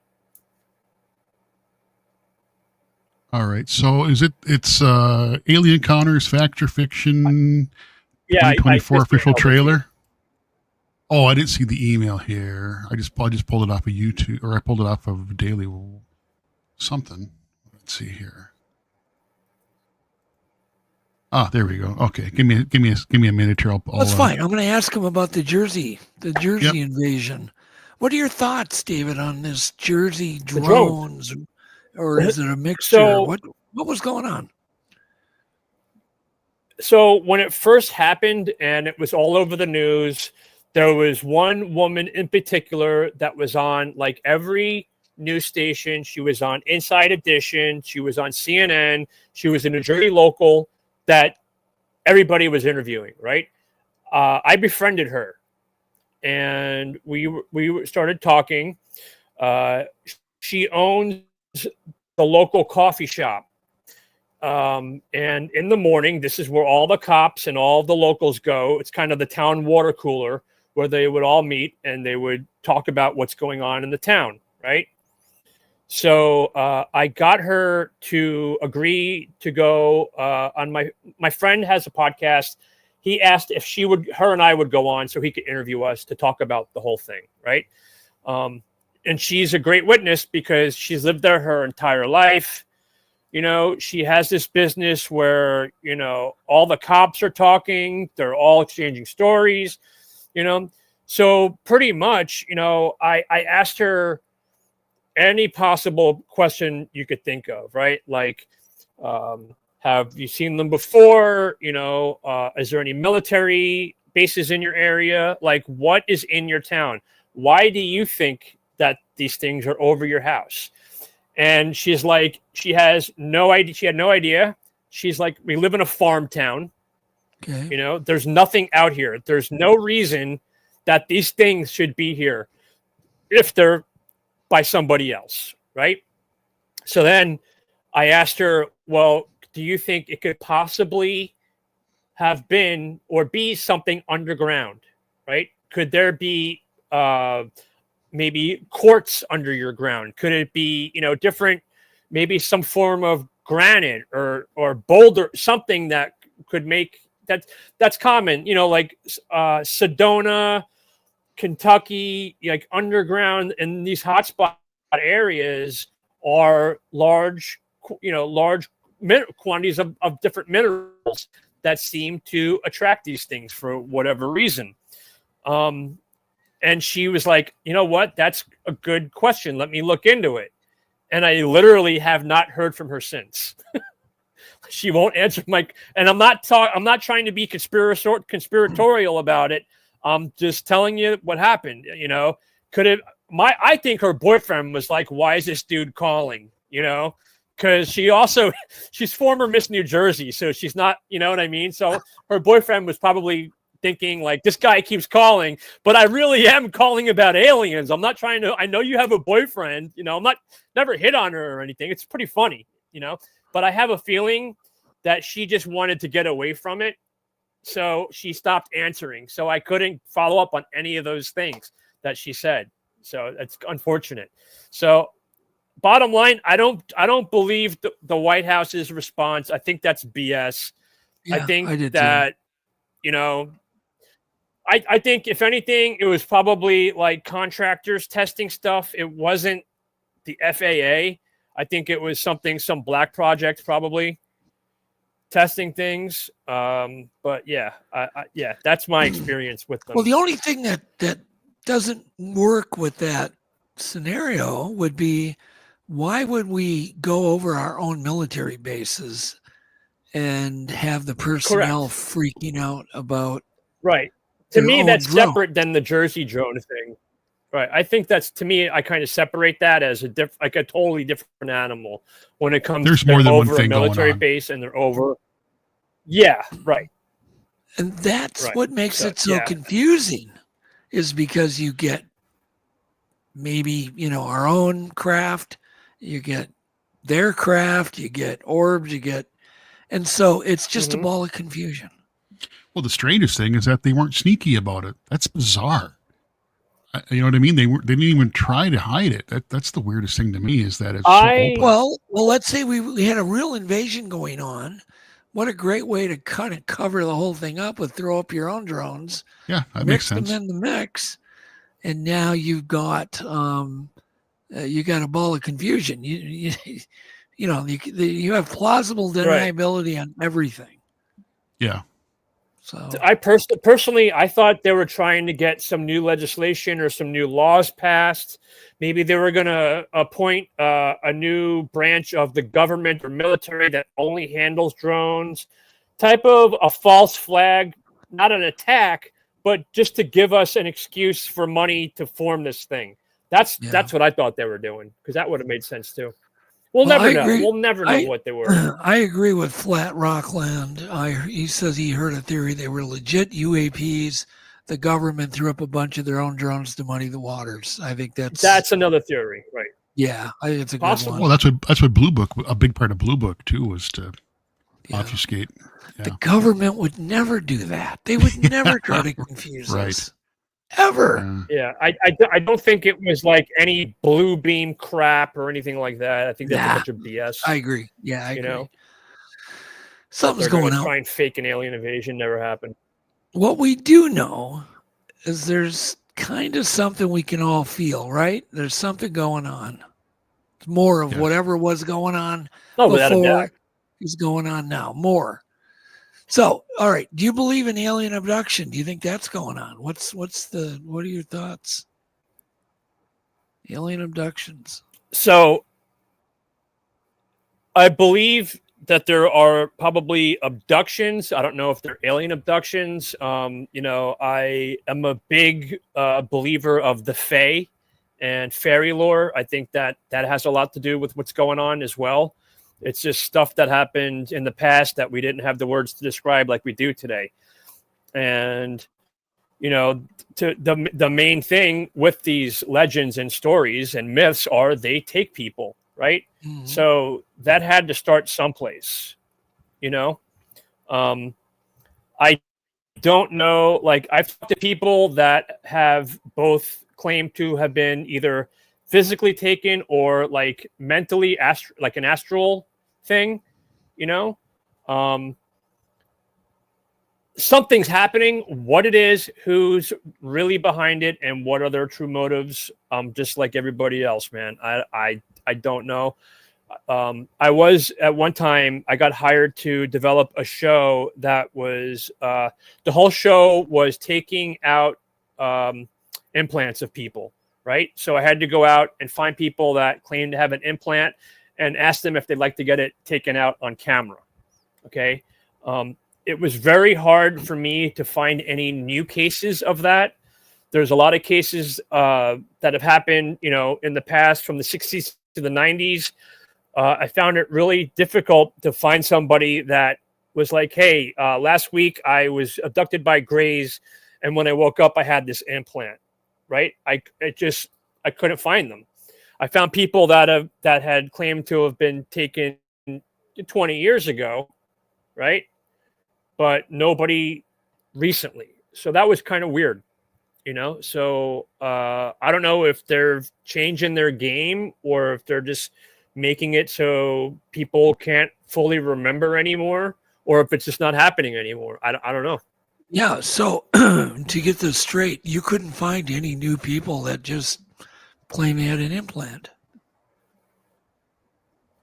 or that even claim to have had the classic abduction by Greys. The whole Whitley Strieber experience, the tests, all that stuff. There's plenty of people out there that claim to be contactees that have had one-on-one whatever communication with entities, but nobody that claimed to have had the horror story, like the Carla Turner story of the 90s, where it was like demons were ripping into her, right?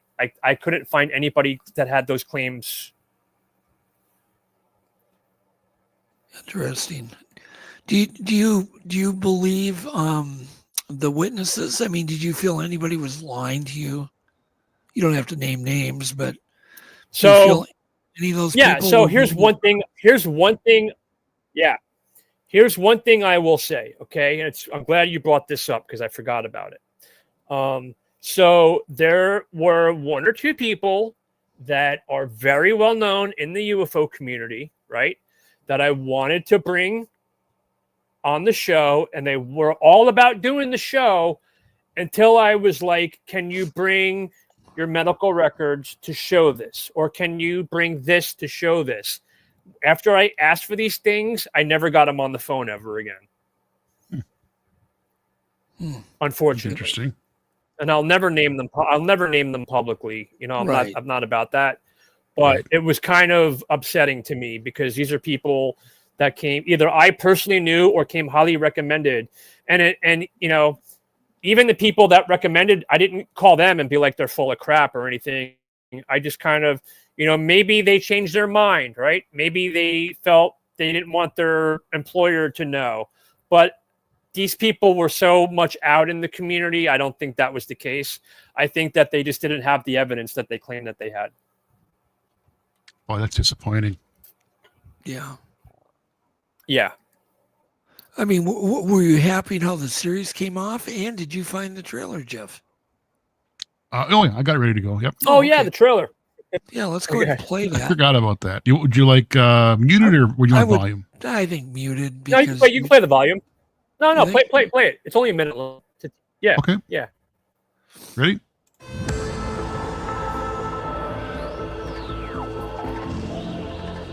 I was abducted by aliens 7 times since 1984. how long ago was this? Like 2 years ago? Everyone has a story, and this is 1 the year. town that UFOs built.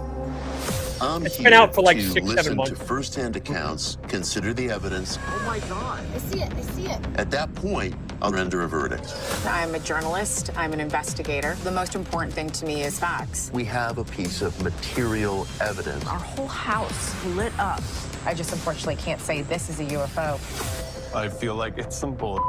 I believe the data is wrong. I wish I could just know what it was. There's no question to me that you experienced a UFO. You never know who's going to walk through the front door in Roswell, New Mexico. Is this series still on, David? Can I find Yeah, this it's and on. watch- I believe it's on Max right now. Oh, okay. Max. It's on Discovery Plus, and Max. I'm sure it's on streaming somewhere. Yeah. So what shakes you up? Did any of those witnesses creep you out, shake you up? Like, oh God, this thing's real. And do you ever get creeped out? What creeps David out? No, I mean, most of the people, like, I don't know if you recognize anybody in the trailer. There's people like Hoodoo Tall, who is considered to be like the point guy for the Bradshaw Ranch, right? You've heard of Bradshaw Ranch? Yeah. Yeah. So, and then Yes. we have people like Trey Hudson, who has a property called The Meadow, right? So all these people, I already knew. Like, I call people I knew first, right? Right away, I call people that I know have had experiences, I know had evidence, I know that, in my opinion, are legit witnesses. That's who I went to first. So, so most of the stories I already knew, right? There was 1 or 2 people that came on that I kind of had, that I didn't bring on the show. To me, where I'm watching them for the first time going, yeah, they're full of shit. You know what I mean? Like, I never would have brought them on personally. To me, their stories just made no sense, right? But unfortunately, I didn't have any control over that, right? But I just had to bring, people that I felt was 100% or 99% legit, right? My best. I tried my best for that. But what creeps you out? I haven't. I mean, horror stories. What gives you a chill when you're What home creeps me alone? out? Maybe like the possibility of there being human mutilations. That's pretty freaky. Yeah. Like the case that happened in Brazil, or there's 1 or 2 cases that have happened in the U.S. and the case in Vietnam. During the Vietnam War, there was a report of these gray aliens that landed and were putting body parts in bins. That kind of stuff. That's kind of freaky to me. Yeah. Well, how would you react? You're at home. You're at your counter. You're reading a magazine, eating a bowl of cereal. Feel like you're being watched. You turn around. There's a little alien standing there staring at you. What do you do? Where's my phone? Like, where's my camera? Right? Oh God! By the way, I Yeah. want to apologize. I'm coming down. I've been coming down with a cold all day. I've been fighting it. So if I go off camera, it's because I want to blow my damn nose. So it's driving me nuts here. It's all good. I finally got the damn cold that everybody's had around me. So I've been lucky, but I think my luck ran out. So you'd get your phone. Keep but it would over there. Would you try to communicate with it, or you'd be like, just like me? I'd be a scared little bitch. I'd be terrified. I'd scream or some damn thing. I mean, know I would. Fight or flight. The way that I think is, if that happened to me, I would think, okay, it's not your first time here. This is the Yeah. first time probably that I'm consciously remembering or seeing, right? That's probably the first thing that would go into my head. The second thing would be like, if I'm on the craft, okay, what can I take? Is there an ashtray? Is there something I can take off the craft to show? That would be my main goal, would be, how do I prove this? How do I show that this happened?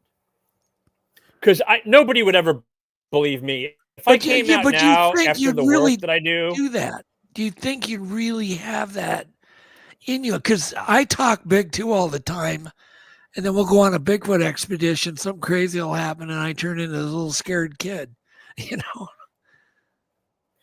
I mean, I'm from Hollywood. I've seen some pretty crazy stuff.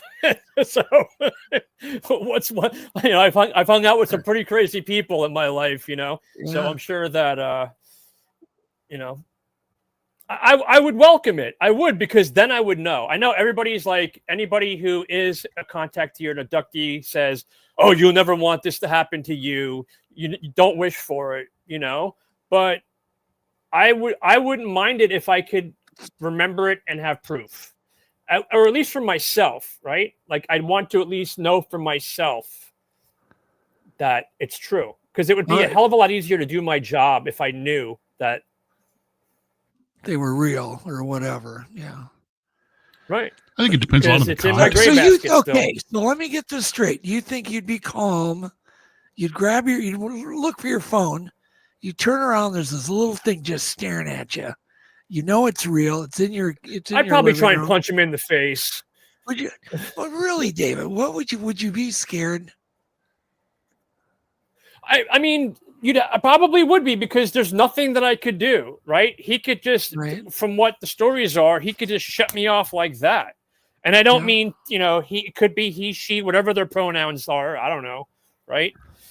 So, I mean, they can allegedly control you. So what difference would it make? Nothing, you know, resistance is futile. Yeah. Jeff, what would you do? Seriously. Well, it depends a lot on the context. You know, if I wake up at 2:00 in the morning in bed and there's a gray sitting next to my bed, I'm immediately going into fight or flight. I'm going to flail away and whack at it. I'm going to reach for a pistol. I mean, that would be terrifying. However, if I was out and about, fully clothed, had some gear on me. Right. No, I'm talking alone in your house. Oh, it's 3 in the morning. I would immediately go into fight or flight. I'd probably take a swing at it or kick it or something. It'd be terrifying. Okay. Well, at least you're getting specific here. Yeah. Oh, it would be terrifying. It would immediately be fight or flight mode, just pure adrenaline, flailing away. I think that'd be terrifying. I can't even imagine. Just turn around and shoot it. Well, that's an option too. I have that capability, you know. I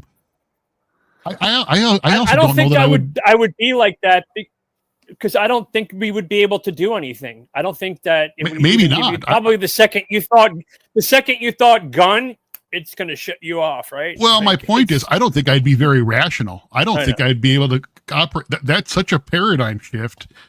I don't know that I'd be rational at all. I think I would immediately, like I said, go into a primal fight or flight. I'd kick, I'd punch, I'd bite. I mean, if something wakes me up at 2:00 in the morning in bed, I'm not going to be peaceful. There's no way. And I don't know that, honestly, I don't know that all right, let's get this over with. And I don't know that I would trust my memory either. Something like that happened and it ended without me being taken out of the house or whatever. I don't know that I'd trust my own memories of it. You know what I mean? I would be second guessing myself. Did that really happen? Did I dream that? I don't know. I love that. I don't know. I mean, it's unknowable until it happens. But I don't think I would be, something in my house waking me up. I would not be rational at all.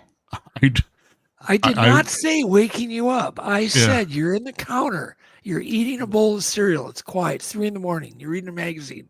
You watch. You turn around. There's some creepy little creature just staring at you. What do you do? It's 3:33 in the morning. Yeah, 3:33. Even better yet. Yes. I think there's even more likely that if I'd probably oh, shoot. My instinct would be violence. It probably would be just not a violent attack. Just that question never gets answered. Really, self-preservation. Well, you can't answer that. You don't really know until it happens. Well, Come on, you haven't run this scenario. Oh, I think about it. I think about it lots. But Everybody's run this scenario through yeah, their of brain. course, What of do course. I do if I walk down in the basement? There's some creepy little monster sitting there staring at me. What do I do? You know, I mean, I would get primal. It would be a primal response. Okay. It would not be a rational, cerebral response. You It do would be a the primal. doctor, the Dr. Jonathan Reed response. You pick up a stick and you just beat the hell out of it, and then you put it in your refrigerator. Yeah, it would be a primal response for sure. Okay, guys. Jeez. Yeah, you asked. I asked. I was just curious. That was his reaction. Jonathan Reed claimed that the friggin' alien killed his I dog, remember so that he beat him guy. to death with a my tree God. branch. But Yeah. the paper mache alien. Yeah. Oh, yeah. The paper mache alien. I remember that story. Funny stuff. Oh, God. Poor Art. He milked that for days and days and days and days and days. Years he milked it. Yeah. He's still around. He's still showing up at conventions going, "Do you know who I am?" You know, like thinking Jonathan he's like Reed? Elvis or something. Jonathan Reed is. Huh? Yeah. Okay. All right. Yeah, he's still Yeah. around. What do I know? I know nothing. The smarter you are, the more you real. I just Tom heard goes, this. wait, that wasn't real. Yeah. Yeah. I think that's the test of intelligence. You The have more a you good know, sense of humor. the more you know that you don't know. Yeah. That's kind of what I think about is, the older I get, the more that I know, the more I realize that there's so much that I don't know. I don't feel very smart anymore. I used to feel kind of smart. I don't feel smart anymore because there's just so much that I don't know. Yeah. All right. Bigfoot. Yeah. I know you know a lot Bigfoot, about go. Bigfoot, don't you? David? Well, I know what I can know. I feel there are no experts when it comes to any of this. No, there isn't. But I'm a fan. I'm a Bigfoot fan for sure. Yeah. Have I seen Bigfoot? Why? Nope. No. Have you ever done? I guess I haven't been in the right place for the right time. Have you ever gone on any kind of an expedition or camping trip where you've had any experiences? So I actually, my neighbors has 2 kids and they don't have a dad, and the little boy's 9 and he just joined the Cub Scouts. So I just went on my first ever Cub Scout camping trip with all these little kids into the Everglades about 2 weeks ago. And the entire time I was there, I told them, keep your eye out for Bigfoot. There's going to be a skunk ape, you just got to keep an eye out for him. And we looked and looked, but couldn't find anything. I'm sure, showing up to a bunch of screaming little kids wouldn't be Bigfoot's idea of a good day. But, I kept my eye out. But no, I've never actually gone out with like gear to look for Bigfoot.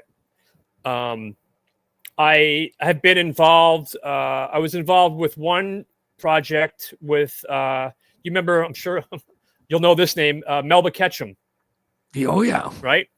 Yeah. So Melba and I, we had talked a couple of years ago, and she had allegedly still had all these samples that were left over from when David Paulides and J.C. Johnson did their study back in the day. And she's like, I got them. I just need the money to get the samples done. And I have giant teeth from Lovelock Cave. I've got DNA from Zana from Russia. I've got all this stuff. And then I was like, all right, I got a production company on board. We were going to go. And at the last minute, never heard from her again for a while, You get ghosted a lot, David. So, yeah. So I am looking, though. So that's the long answer. That's my answer. I am looking for evidence of Bigfoot. Yeah. Are you interested in producing Bigfoot shows? Without a doubt. Yeah. Yeah. Well, good. That's 100%. A good topic. My idea would be to do a show not just about Bigfoot, but just about high strangeness in general, right? Like any other, it's really hard to get networks and production companies to understand that it's not just about aliens. There's other things that this could be, right? They don't want really to touch anything. Okay, so like when I was doing alien encounters, right? And when we switched to evidence, I said to them, you know, there's a ton of Bigfoot evidence out there, video, physical, whatever. You know, just think of, we could double our cast and evidence if you would let me introduce the high strangeness effect that happens with UFO encounters and the connection, and just mention the connection to Bigfoot and all this stuff. And they just didn't want to do it. Right. So for me, my ultimate show would be to do a show on high strangeness and just show all of the weird stuff that goes along with encounters of Bigfoot, whether it be hitchhiker effect, you know, poltergeist activity. I just think that stuff's all connected, and that has never really been explored, about like apports appearing, objects falling out of the sky, pebbles being thrown. That's stuff that happens in houses during poltergeist encounters, right? But it's happening to people in the woods too. So there's got to be a connection there, in my opinion. Yeah, I've heard a few things. It's got to be something. I want to pose a question to the audience, the entire audience in the future, whenever. If you have ever experienced a hitchhiker effect, or you felt it was a hitchhiker effect, please leave a comment, not necessarily in chat, but actually in the comments. Certainly very interesting. Where you come home from an expedition, there's a stack of rocks in your living room, right? I've heard these stories. I had one guy, he comes home from an expedition and his shoes are all over the living room. He lives alone. Just his shoes. Weird stuff. My buddy Josh Kutchin, he coined the phrase, I think it's wildergeist, and it means a wilderness poltergeist. Yeah. Yeah, I've got to get Joshua on one of these days. That's a really interesting. Set it up whenever you like. Yeah. I don't have his number. He's really amazing. I can call him for you. Yeah, that'd be great. Yeah, thanks. I like that. Yeah. I've tried to get him. I've tried to get him on every show I've ever been involved with. I've tried to get Josh on there. They're just not ready for it yet. Tell me that word again. Wildergeist.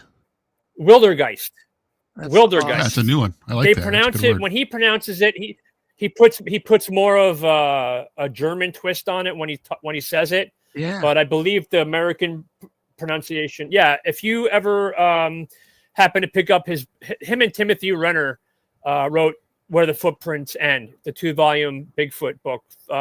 Volume 1, I believe, was on evidence, and Volume 2 was on experiences. And they coined that term together during the writing of that book. That's a good word. That's exactly, it's the same thing. Like, is it Bigfoot throwing rocks at people, or is it a wildergeist, right? It's the same. Right. Knocks on trees, poltergeist in a house, knocks on the walls. Yeah.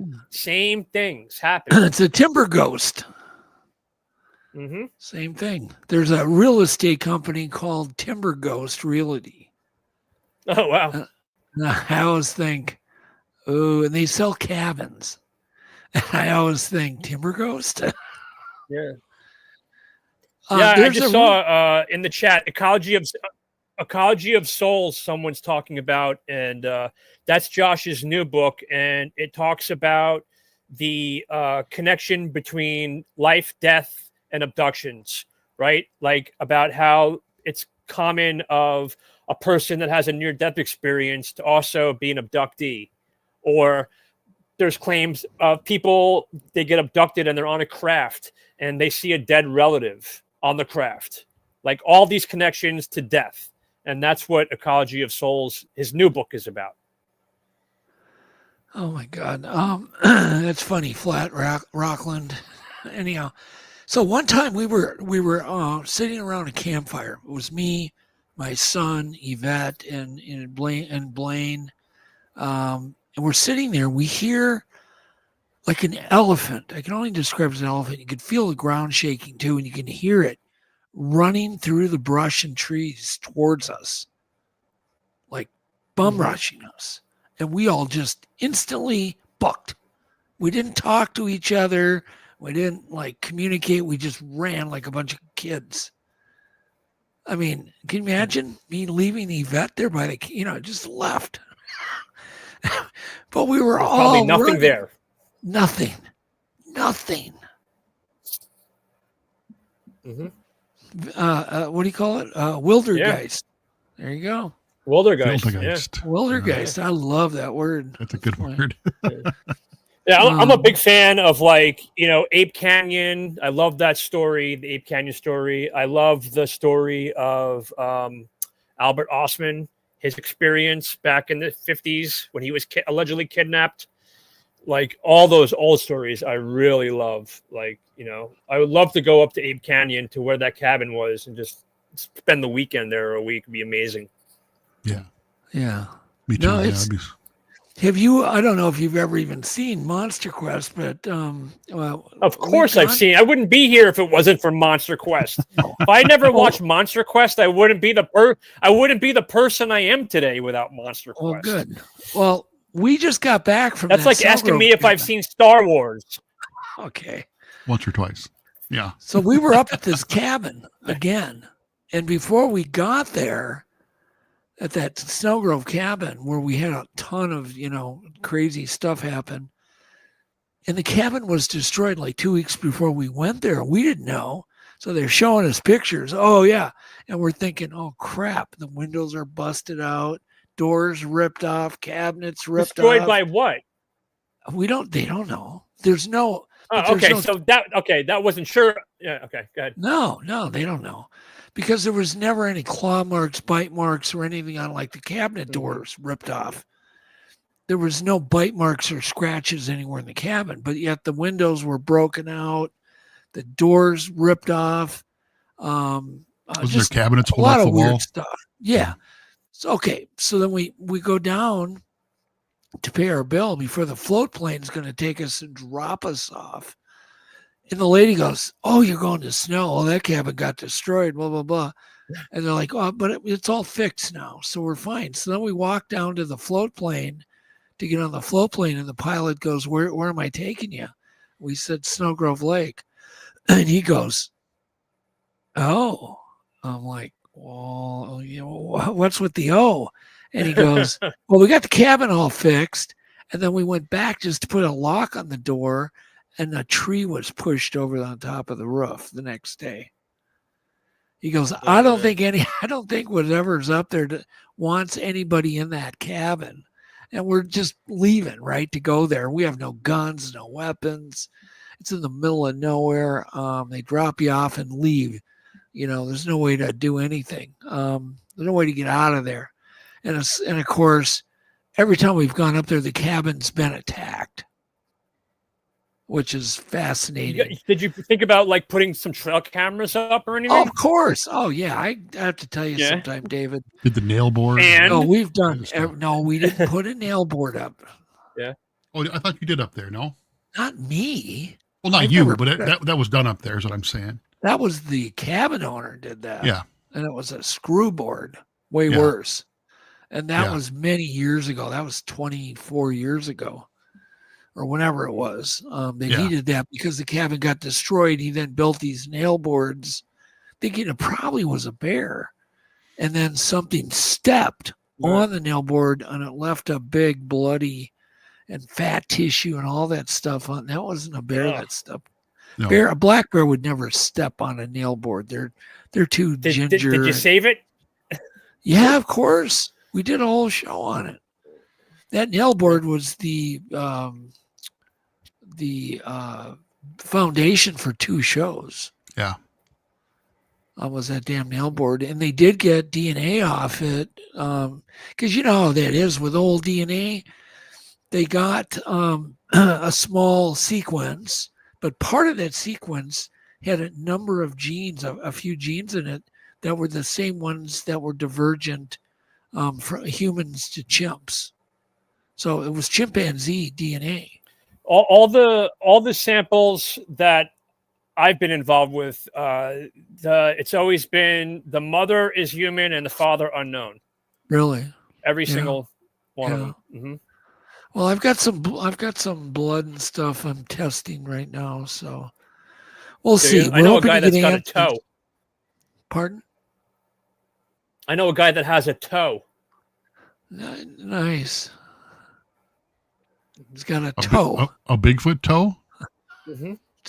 It's just a toe.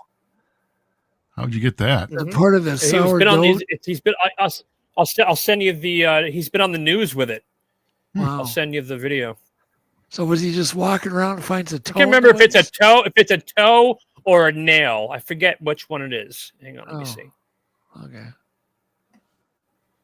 Interesting. Oh man. You gonna email it to me? Yeah. Just so you have it. Okay. Let's see. Oh yeah, it's a toenail. That's right. A toenail. Just finds a toenail in the woods. Where did he find such thing? I don't know. I'm sure. I don't remember it, but I know it's in the. He's interviewed on the news, and he tells the whole story of how he got it and all that stuff. Let's see. Yeah, but I mean, I think that anything that's been tested, figure 10 years ago should all be retested because technology has evolved like so much within a short time, that stuff needs to get retested. Yeah, they can do so much more with DNA now. Yeah, for sure. It's definitely improved. It has improved greatly. Absolutely greatly. I'm trying to read some of the comments. And when you get a head cold, you're just kind of kind of in a fog. Yeah, that's kind of what I'm in. Kind of in that head cold fog right now. Yeah, that's exactly it. I got to step away for 1 second. I sent you both that. It's up to you if you want to play it or not. Just play it later. Sure. You're gonna step away, Jeff. I got to fix my chair here. My chair just dropped. Hold on. That happened to me 2 days ago. And my office chair just went like this, Jeff. Poosh! Scared the living devil out of me. I bumped the lever here and okay. I dropped all the way down. It's fine. We're gonna put. There we go. That's better. We're gonna.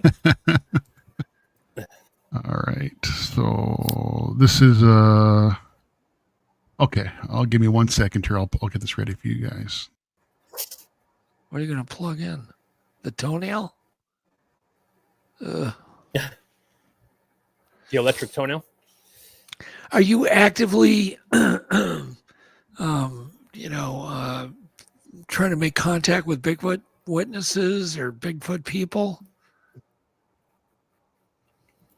I am I am involved with one Bigfoot project, which I really can't talk about, but it's not really a witness-based project. Oh, okay. Gotcha. I do know people. I'm with a lot of people that are, that personally go out and do investigations. I've been talking to Toby Johnson that has that owl. Was it the Owl Lab? The Owl Moon Lab. Or whatever. The Owl Moon Lab. I published his book, The Owl Moon Lab. Right. Yeah. So I have a lot of friends in the community, Yeah, you really do seem to. But where I'm at. Go ahead. I'm sorry. I talked over you. We have a really bad delay. Go ahead. What was your question? I didn't know the delay is awful. Oh, it's terrible. You should try to reboot your computer. That might have fixed it. We should have done that. I just did it before. I have a brand new laptop, and I just rebooted it before we started. So Okay. Well, it's not your computer. It's usually the connection. I had issues too. I had to restart my browser. Probably I'm in Florida. Everything's shitty in Florida. So what part of Florida are you in? Near Orlando. I'm like an hour south of Orlando. Oh, okay. All right. That's cool. Mm-hmm. That's cool. So I got this video I've ready actually here. I've contacted some Bigfoot groups down in Florida, and I was like, hey, if you guys are ever doing an investigation type of thing, I'd love to go with you guys, but it's never happened yet. All right. I have this video ready. It's a little bit long. It's for almost 5 minutes. No, just play like the first minute of it. Clip. What is it? Just show the toenail. See the toenail. All right, let me cue up to that. There we go. Okay. Has a property up in Seligman, Arizona, but it's actually not in Seligman. It's on the outskirts at about 6,600 foot level. Gross. He was building a cabin there, and it seems whenever he does something that's kind of intrusive to. Okay, we saw it. That's enough. Yeah. Now that could be somebody with long toenails, just a regular person, but it's gross to think about it. Mm-hmm. Yeah, getting a toenail torn off is not fun either. That's happened to me. That's not a fun experience. Well, that looks like just thinking about it. That looks like the overgrowth part, Jeff. Yeah. No, I've had a whole toenail break off. It was not fun. Oh, stop. No. Just thinking about that. It wasn't fun. No. Anyhow, well, okay. Well, I've had enough weirdness with my no more toenails. Yeah, well, we're gonna boogie out of here only because I'm sick. I'm just all right. Oh, and I apologize. It was great having you on, David. Yeah. I wish. Thank you so much for having me. Yeah, I wish we didn't have the awkward delay, but if you guys, the audience, forgives us, it wasn't all that bad. Yeah. We just step on each other once in a while. They'll forgive us. I think so. I think so. They'll just call me rude and yell at me for interrupting you every 5 minutes. No, they always blame me. Oh, you're so rude. You're always jumping on them. I'm like, well, that's because I didn't know they were about to talk. That was the delay, people. Yeah, it's a delay. But I definitely wish you the best. You should call me sometime. We can just visit. Yeah, David. Yeah, for sure. And we can have a great conversation. We'll have you back. Yeah. And we really want to thank our audience for being here tonight. Thank you, Jeff. Happy birthday again. Thank you. I will see you on Monday. Yes, Jeff. Happy birthday. Thanks, man. Nice meeting you. David said he's gonna pay. He's gonna pay for the birthday dinner. Oh, how thoughtful. Yeah, he's sure. Yeah, with my Bigfoot money. Yeah. Oh, you're getting rich off of it too. Yeah, just like me, getting rich off of it. Well, call me, David. I definitely want to talk to you. Yeah, I will. But anyhow, everybody, listen. Say something positive, and you almost guaranteed to hear something positive very soon after. So good night. God bless everybody. We'll see you all next week, same time, same place. Thanks, everybody. Good night, David. Good night, Jeff.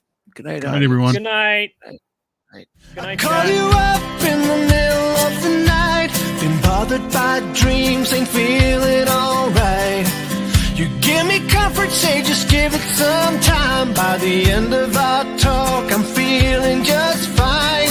You and I will always know where we belong. This ain't no ordinary love we got going on. I'll pick you up in my 59 Ford. We head on down the road until we get bored. Just you and me and the sun and the wind. Hit the